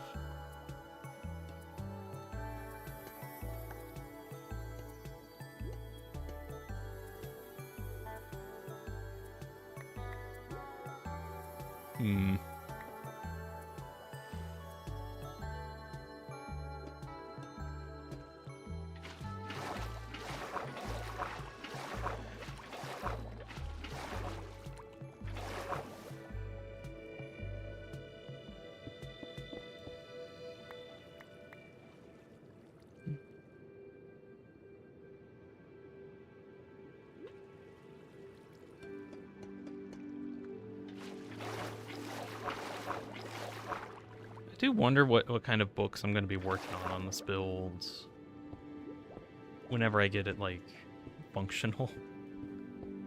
I have an idea of, like, what kind of books I want to add in, but there's, like, a lot that I want to add in. Like, the first area that I do want to work on is... let's see. That one area that's over in the far corner over there is what's going to be a like a historics archive kind of thing. where the idea is the further down you go into the depths of the archives, the more ancient history that you find out about the server. It's kind of the idea of it. And then further you go up, just the more recent the information is. But also along the walls over here is like other actual books, maybe like I keep thinking like information on players as like one thing. Lore, I like it. Yeah. But like real life lore somewhat. But it's going to be a mix of like actual server lore and then also real life lore, just to like say, oh yeah, this is a thing that happened and how things came to be. Which might actually be kind of cool. Just writing your own lore? Well, that's also allowed too. Actually, more accurately, the historical section could literally just be the non-fiction section. And then everywhere else is like for fiction and just different stories that people write. Even funnier, I've thought about having like actual real books being added in. I still need to think about how to go about doing that. But could just have like the non-fiction section.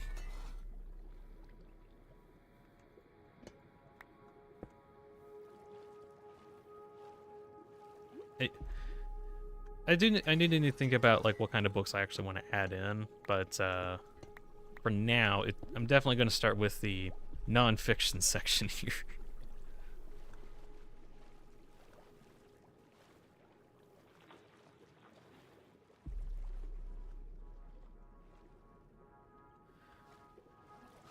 Is there anywhere else that I haven't filled in yet? I know there's like this ceiling, but I'm not too big on working on that at the moment. Do I want to?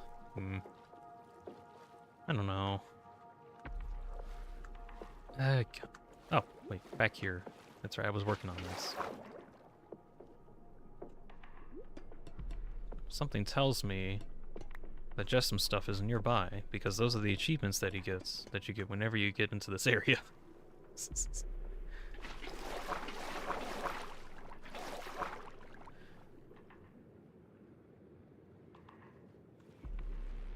Couldn't see his name though.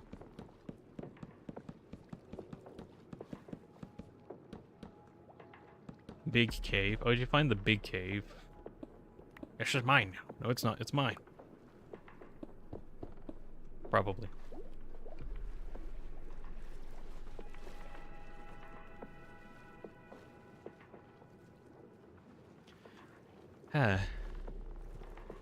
This is definitely going to look really nice when I get like more of it done.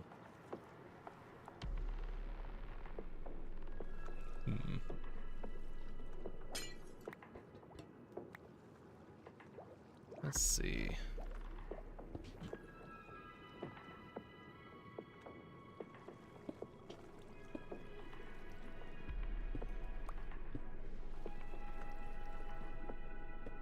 Adding new things to the Hall of Sealing? What do you mean the Sealing Hall? Actually, I might actually just kind of swing by Bobcan's base just to kind of show that off, because I am kind of running low on time that I've got here.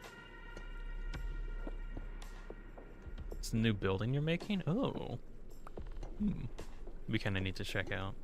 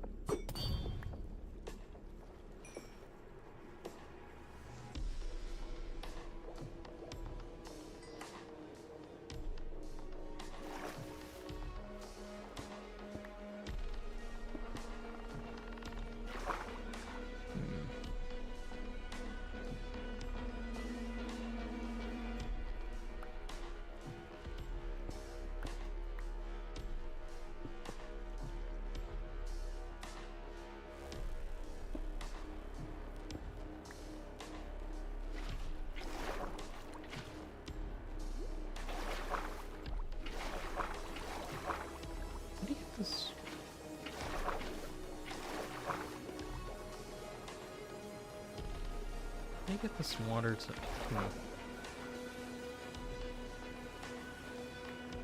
Oh well. Water. Yes. There's a lot of water here, Bob.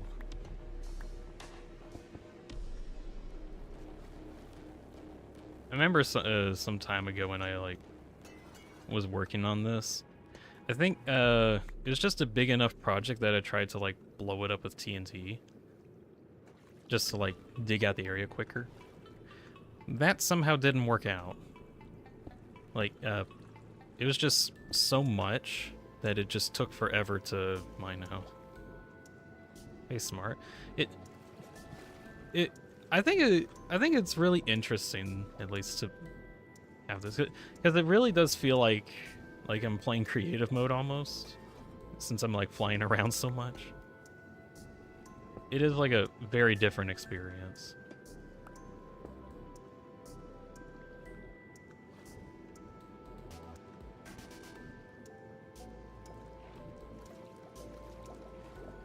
I like it a lot.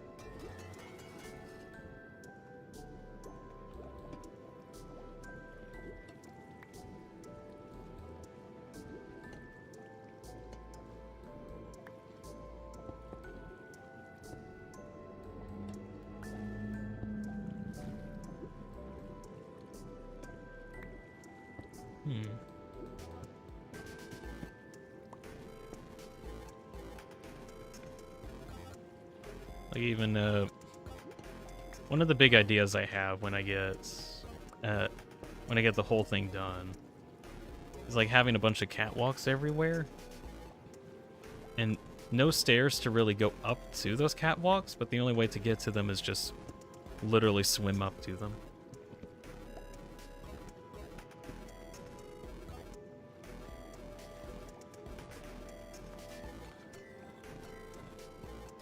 So it's just no connected staircases at all. Everything's just like a very free roam feel. So you could like, I don't know, let's say there's just a bunch of bookshelves on this wall here. Just kind of explore those a bit. Heck, I can even have like the bookshelves as high as I want, because I can even have books stored up here, as an example. But I think when I do get into the actual books stuff, minecart network, I don't know if I... Oh, you mean like the cave that's underground? Yeah. Hold on, I'll talk about that in a bit. But the actual books situation might look something like this. I still do... I don't know if I want to have chests on here anymore, but that could be able to store more actual books in them in a more concealed area. But I also want to use like chiseled bookshelves to have books actually in some shelves. But ideally something like that along all of these walls is what I want it all to end up looking like. And just some stuff found my minecart network underground. Yes. That was supposed to be a prerequisite build for a like a big underground village that I was gonna make there, but it didn't end up working out because I needed to actually make a village and I just ran out of time. But I made a roller coaster out of it. This age instantly.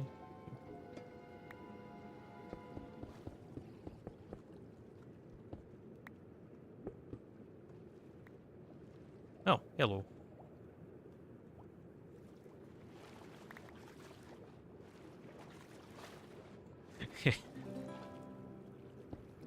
Oi.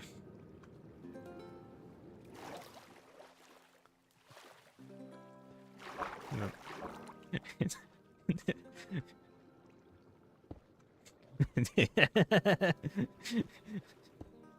Hi.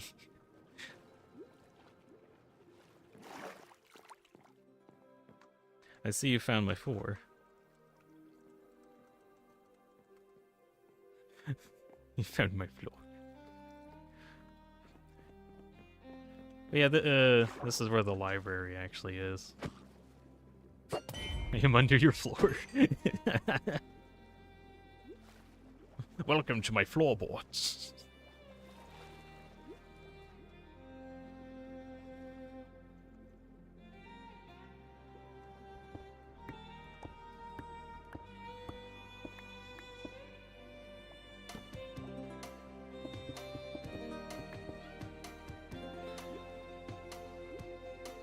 Hey, you have some thing that belongs to me. You head out for a bite. Alright. See you, just some.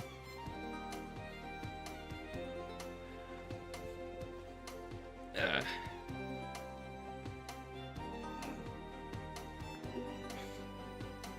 see. Is there any other parts of the walls that I want to work on? I don't know. I'm kind of running out of parts of the walls that I want to actually get to see done.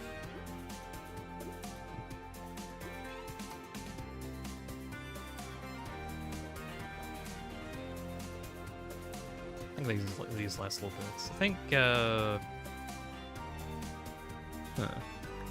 Gonna make a fast food establishment under your floor. Mark my That would be very funny.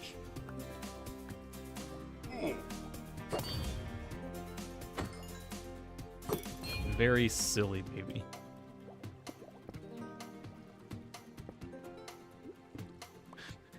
Actually, that kind of reminds me of something. This happened like a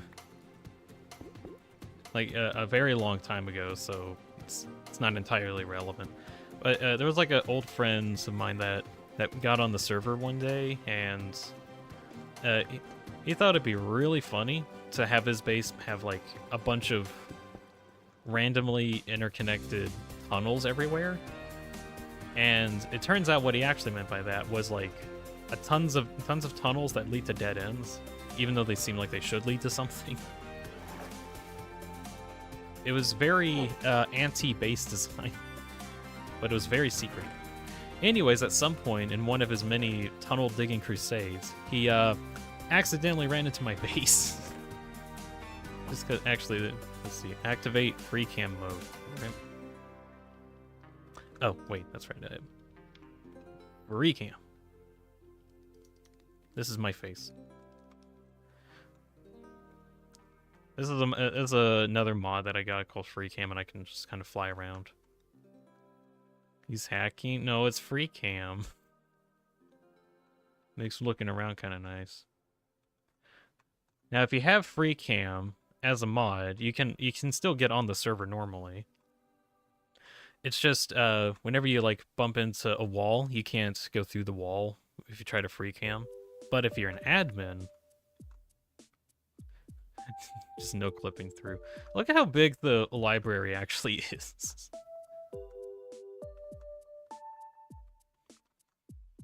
Just how big the actual area is crazy.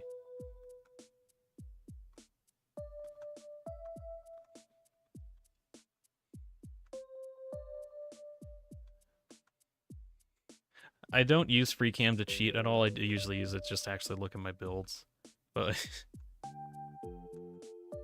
go through wall. If you're an admin, you can go through walls. Otherwise, you just ram into them. But yeah, this is the base. It's very cool, very nice. There's a lot of interior things in there. I'll probably take an adventure at some point.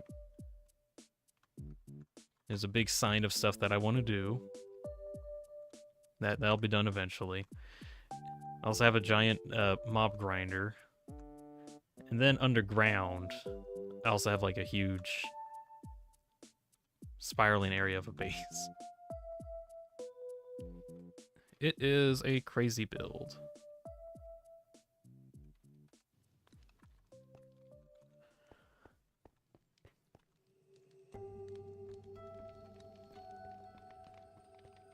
Saw the house on the mountain earlier. Oh yeah, I think that... Shoot, I think that was Fear the Smiles that did that? Or, let's see. I'll just kind of wander up here for a little while.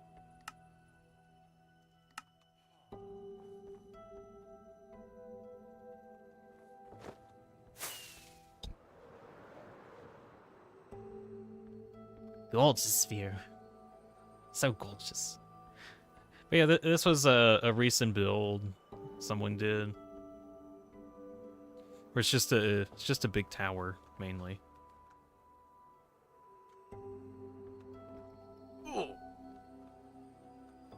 It's nothing compared to like some other towers that are out there, but I kind of like it just because it adds like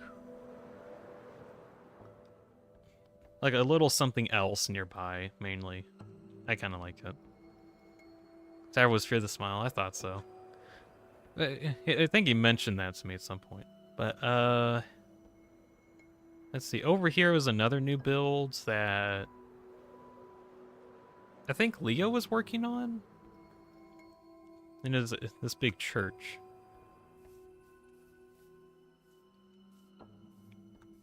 Leo did. Okay. There isn't much inside of it at the moment, but it's just one of those, I really like the build. It looks nice.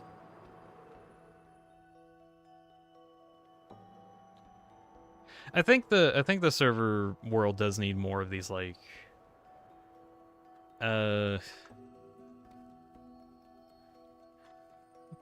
more of these just kind of like smaller builds, because I think I end up populating the server with like a lot of just really big, dense builds that it just seems very focused in some areas. Dean, quick question.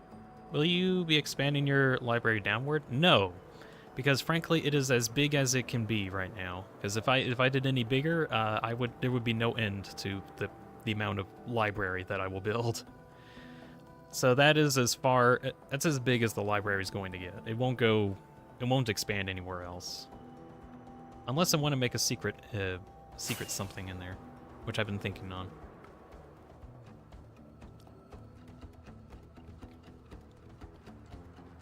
Let's see.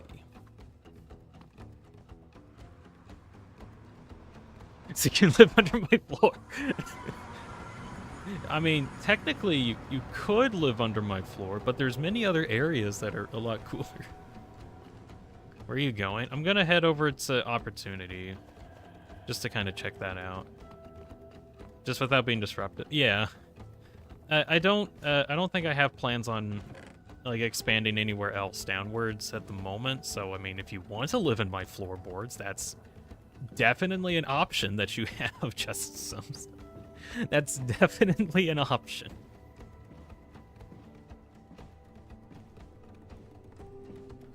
But yeah, Bob, I'm heading over to Opportunity just for a bit.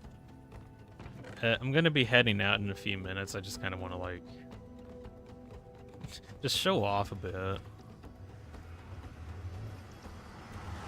Also, that boat highway was something I kind of want to work more on, just to have like in more directions. But this is the land of Opportunity. It's ideally supposed to be just like a big city build area, but haven't actually got the city part of the build done. What I do have is two stupidly massive builds, one being this giant tower that stretches all the way up to build limit, because why not?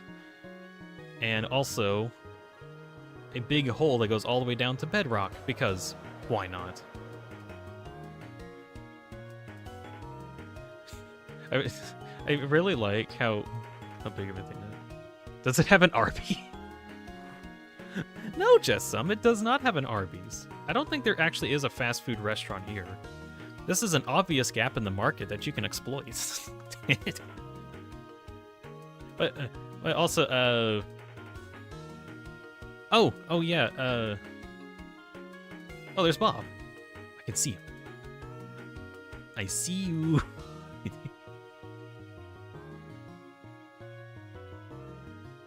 Yes. Yes, the skin does look nice.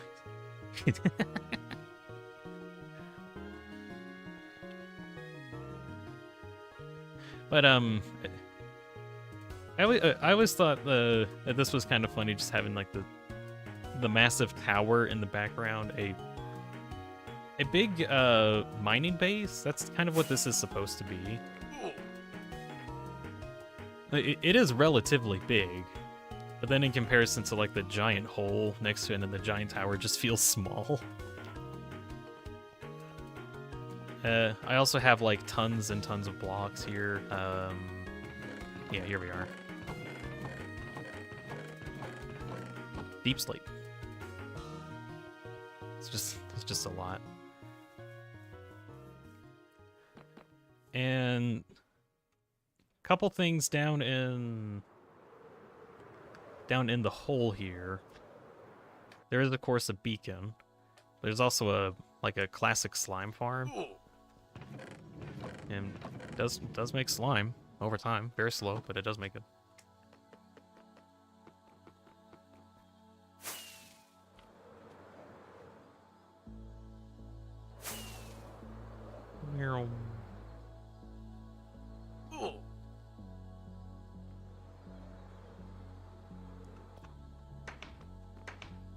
I'm gonna sneak into Bob's base. He won't know I'm here. I don't think this is like particularly. Oh wait, did he expand this? I do really like the atmosphere of this though, as well as like the reflection room. This is really cool.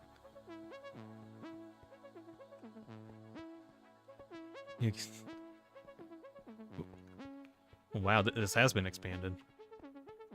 Ooh.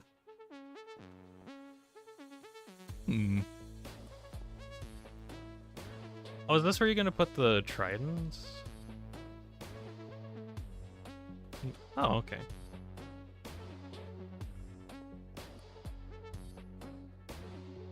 Well, I'll leave you to your devices then. This does look really cool. Yeah, good luck with it.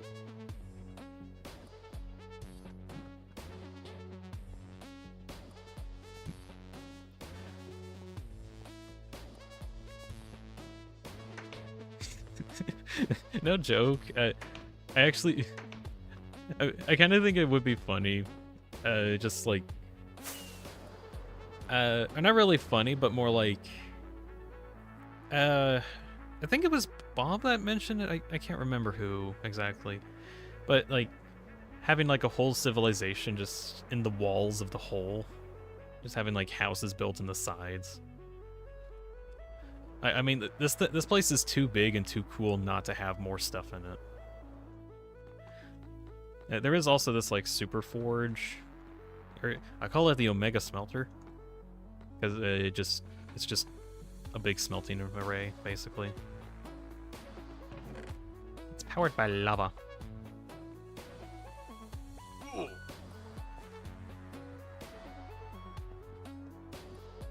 I guess other thing to show off really quick, we'll just kind of slip through the particles of the world really quick. There is an inside to the tower.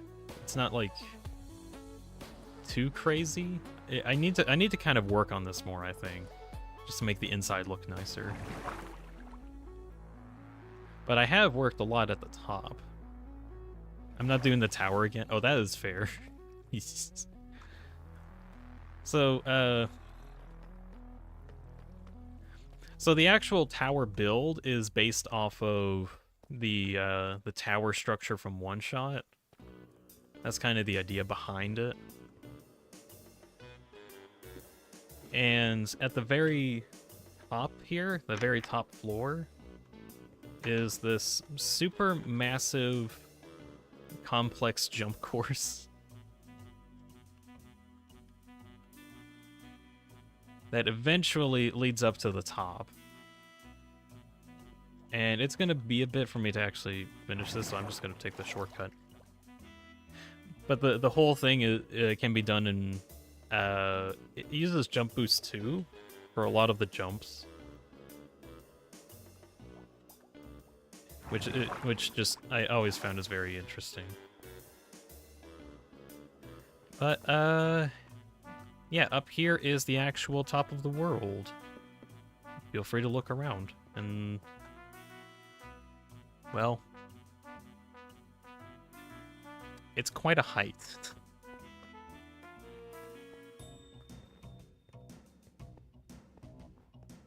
And this really is build limit, because literally can't build any higher than that. I literally would have built higher had the limit been higher.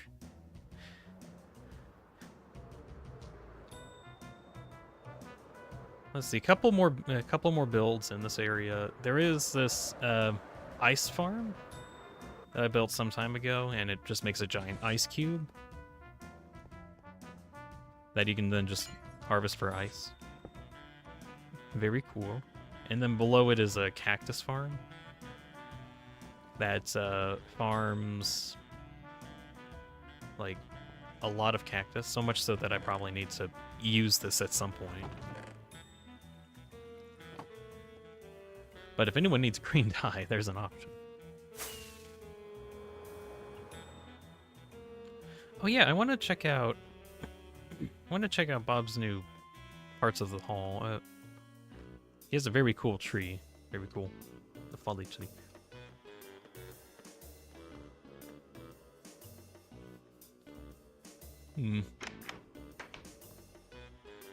Yeah, he was kind of working on his own library type build, which is just more of a museum.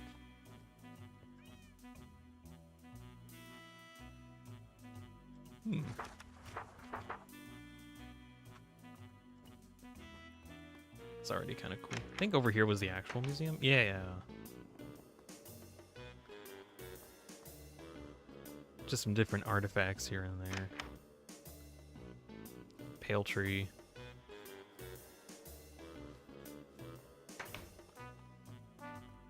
This is all very cool.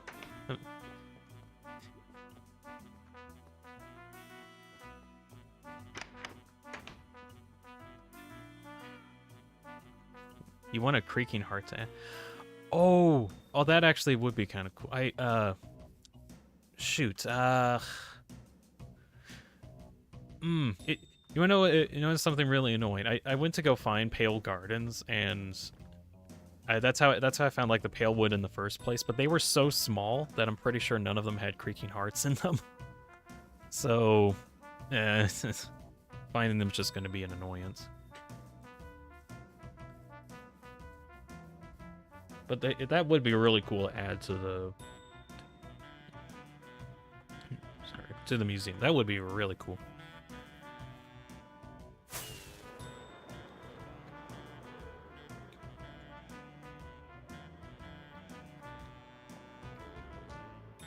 A couple more builds. This is a farm that another old friend of mine made some time ago. I think his name was Grizzy. And it's just an area with a bunch of pumpkins and melons, and then we trade with villagers, and this is where we get all of our golden carrots.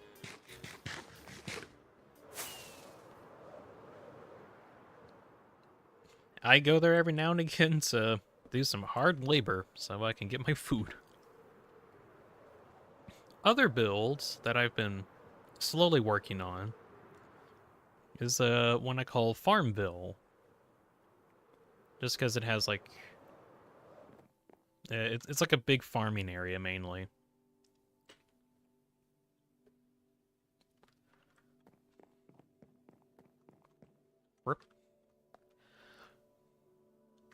So I have a big wheat field over here, potatoes being grown. There's also carrots over here on the sides. Cocoa beans formed across the canyon. Not really a canyon, it's more just a small ravine. And of course you get the tower in the distance. Beetroots are also being grown over here. Sugarcane off next to the river. And potatoes and melons are also over here. Not as much as what Grizzy's farm was way over there. But I just felt like I needed to have them here to complete the farm. Then there's also this one random zombie villager that has his neck on backwards. He's been here for years.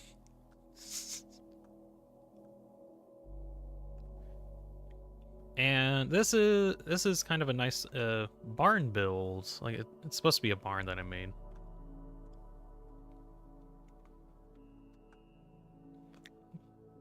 Then over on the side there's a bunch of sheep, pigs, and apparently some sheep somehow keep getting into the pig area.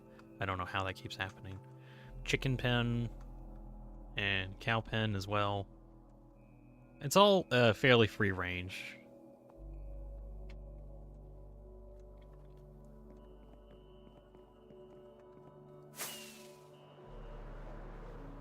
And those are mainly the... Ooh, I need to... Hold on. Also, I've been trying to make this like a villager safe village since it's on like a cliff, but I don't even know if there's any more villagers left in here. I need to refill on rockets really quick. How much time do I get? A couple more places I want to actually show off first.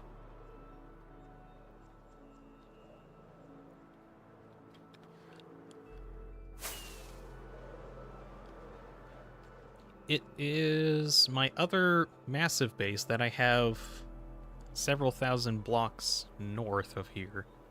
And it's what I call the Fort Donut build. Vacation spot. I thought about going... it's kind of far off. I might look at it another time, really. Actually, let's see. I think if I head this way... Yeah, there's the portal. I'll go stop by there. Leo just came from home, just passing by already.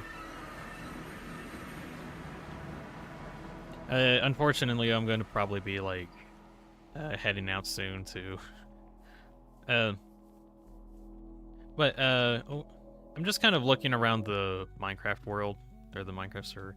So this is my vacation spot. This is where I just kind of... This is where I go whenever I don't want to hang out, I guess. And this place is actually... Hey! Hey, someone built over here. It's a sanctuary? Yeah, basically.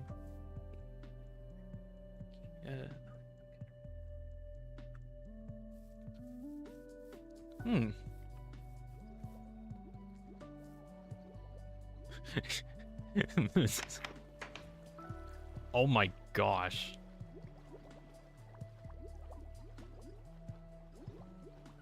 That is a lot of axolotls.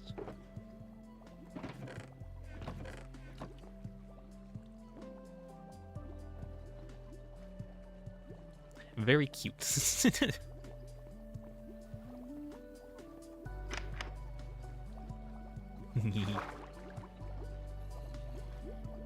Swimming with the lottles.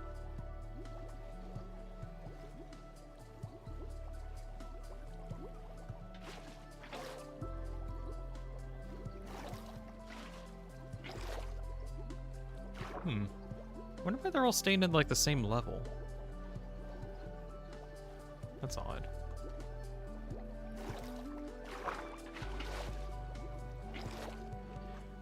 Oh, it's not source blocks. That makes sense.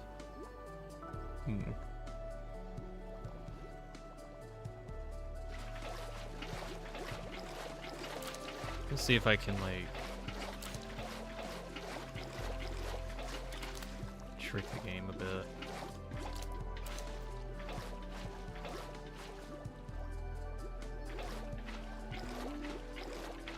I think what it is, Bob, is that there's no source blocks in the middle.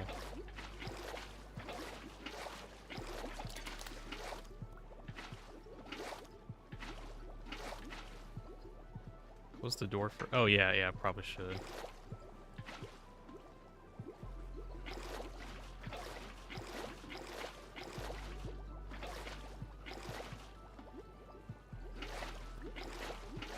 Yeah, there we go. Now they're starting to fly around a bit. What? Oh. I've been doing underwater stuff for so long, I forgot to take a breath. I'm like, oh yeah, I can stand here. Why am I taking damage? Oh yeah, because I'm drowning.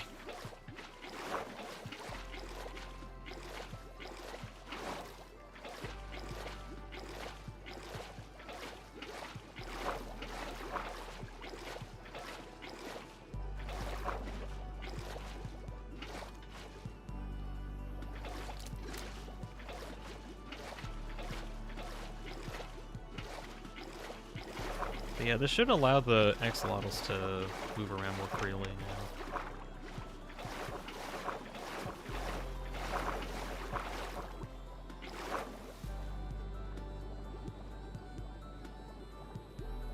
A little bit more free. Alright, I'm gonna just get out of there before they get out. But yeah, at the vacation spot is like an old house of mine, and in there is the same desk that I use for my State of Dean videos, as well as, of course, like the thing that I'm sitting at right now.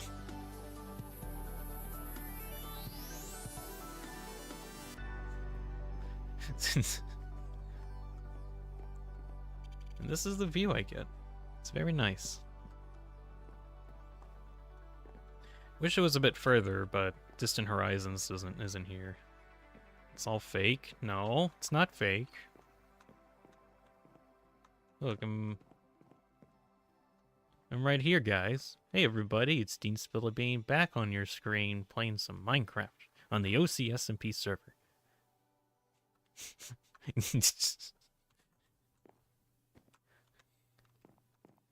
It feels weird every time I go to here because it's like, because I'm like going to effectively where I'm playing the game, but I'm also playing Minecraft at the same time. So how does that work? I don't know.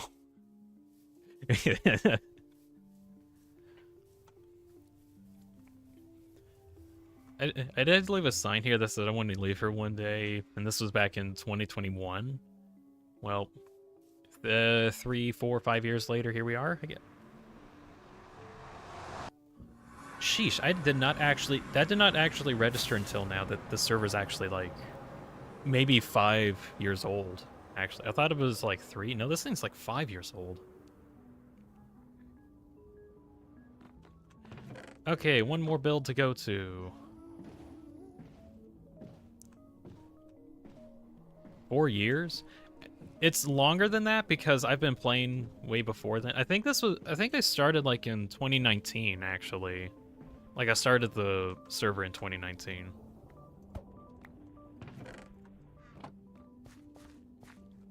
And I've been like upkeeping it ever since. At some point I need to work on this boat highway and make this functional. But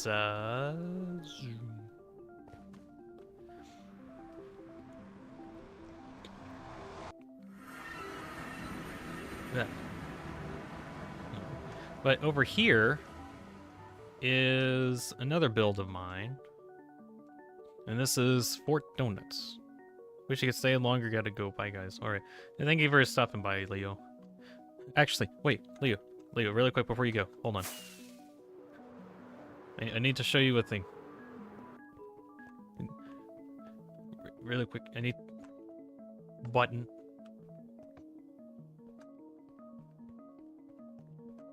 Wow, look at the door.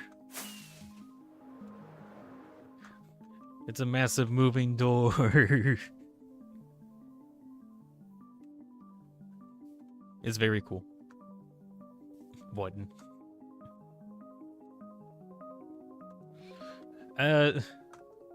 So this was one of like the last builds that I worked on before I went on like a huge Minecraft hiatus. You showed me last. I want to show it again. It's just really cool. Boop.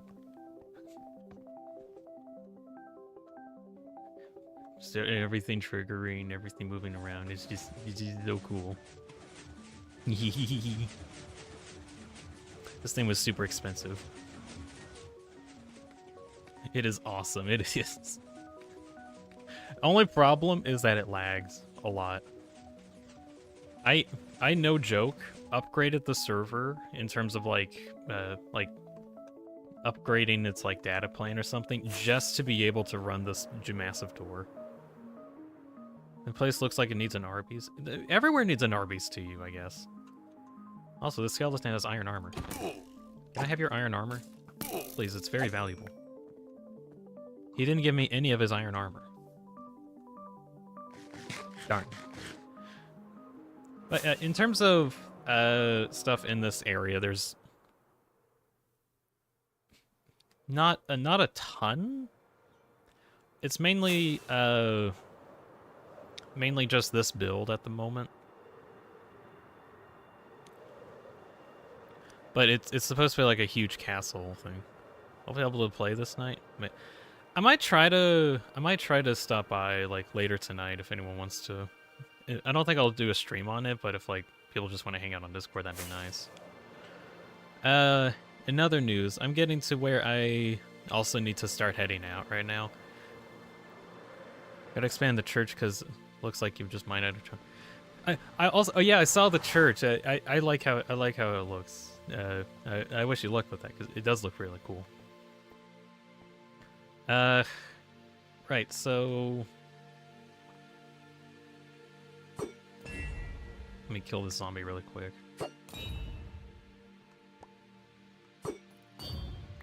Whatever.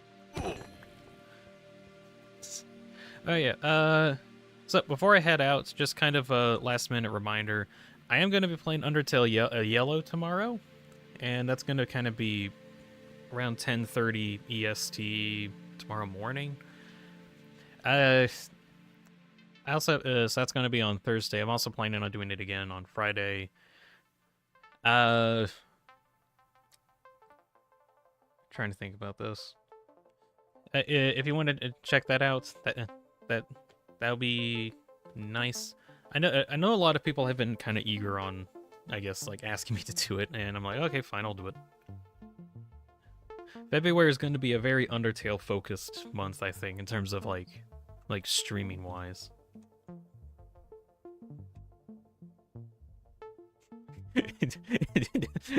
I'm sorry, this just looks funny.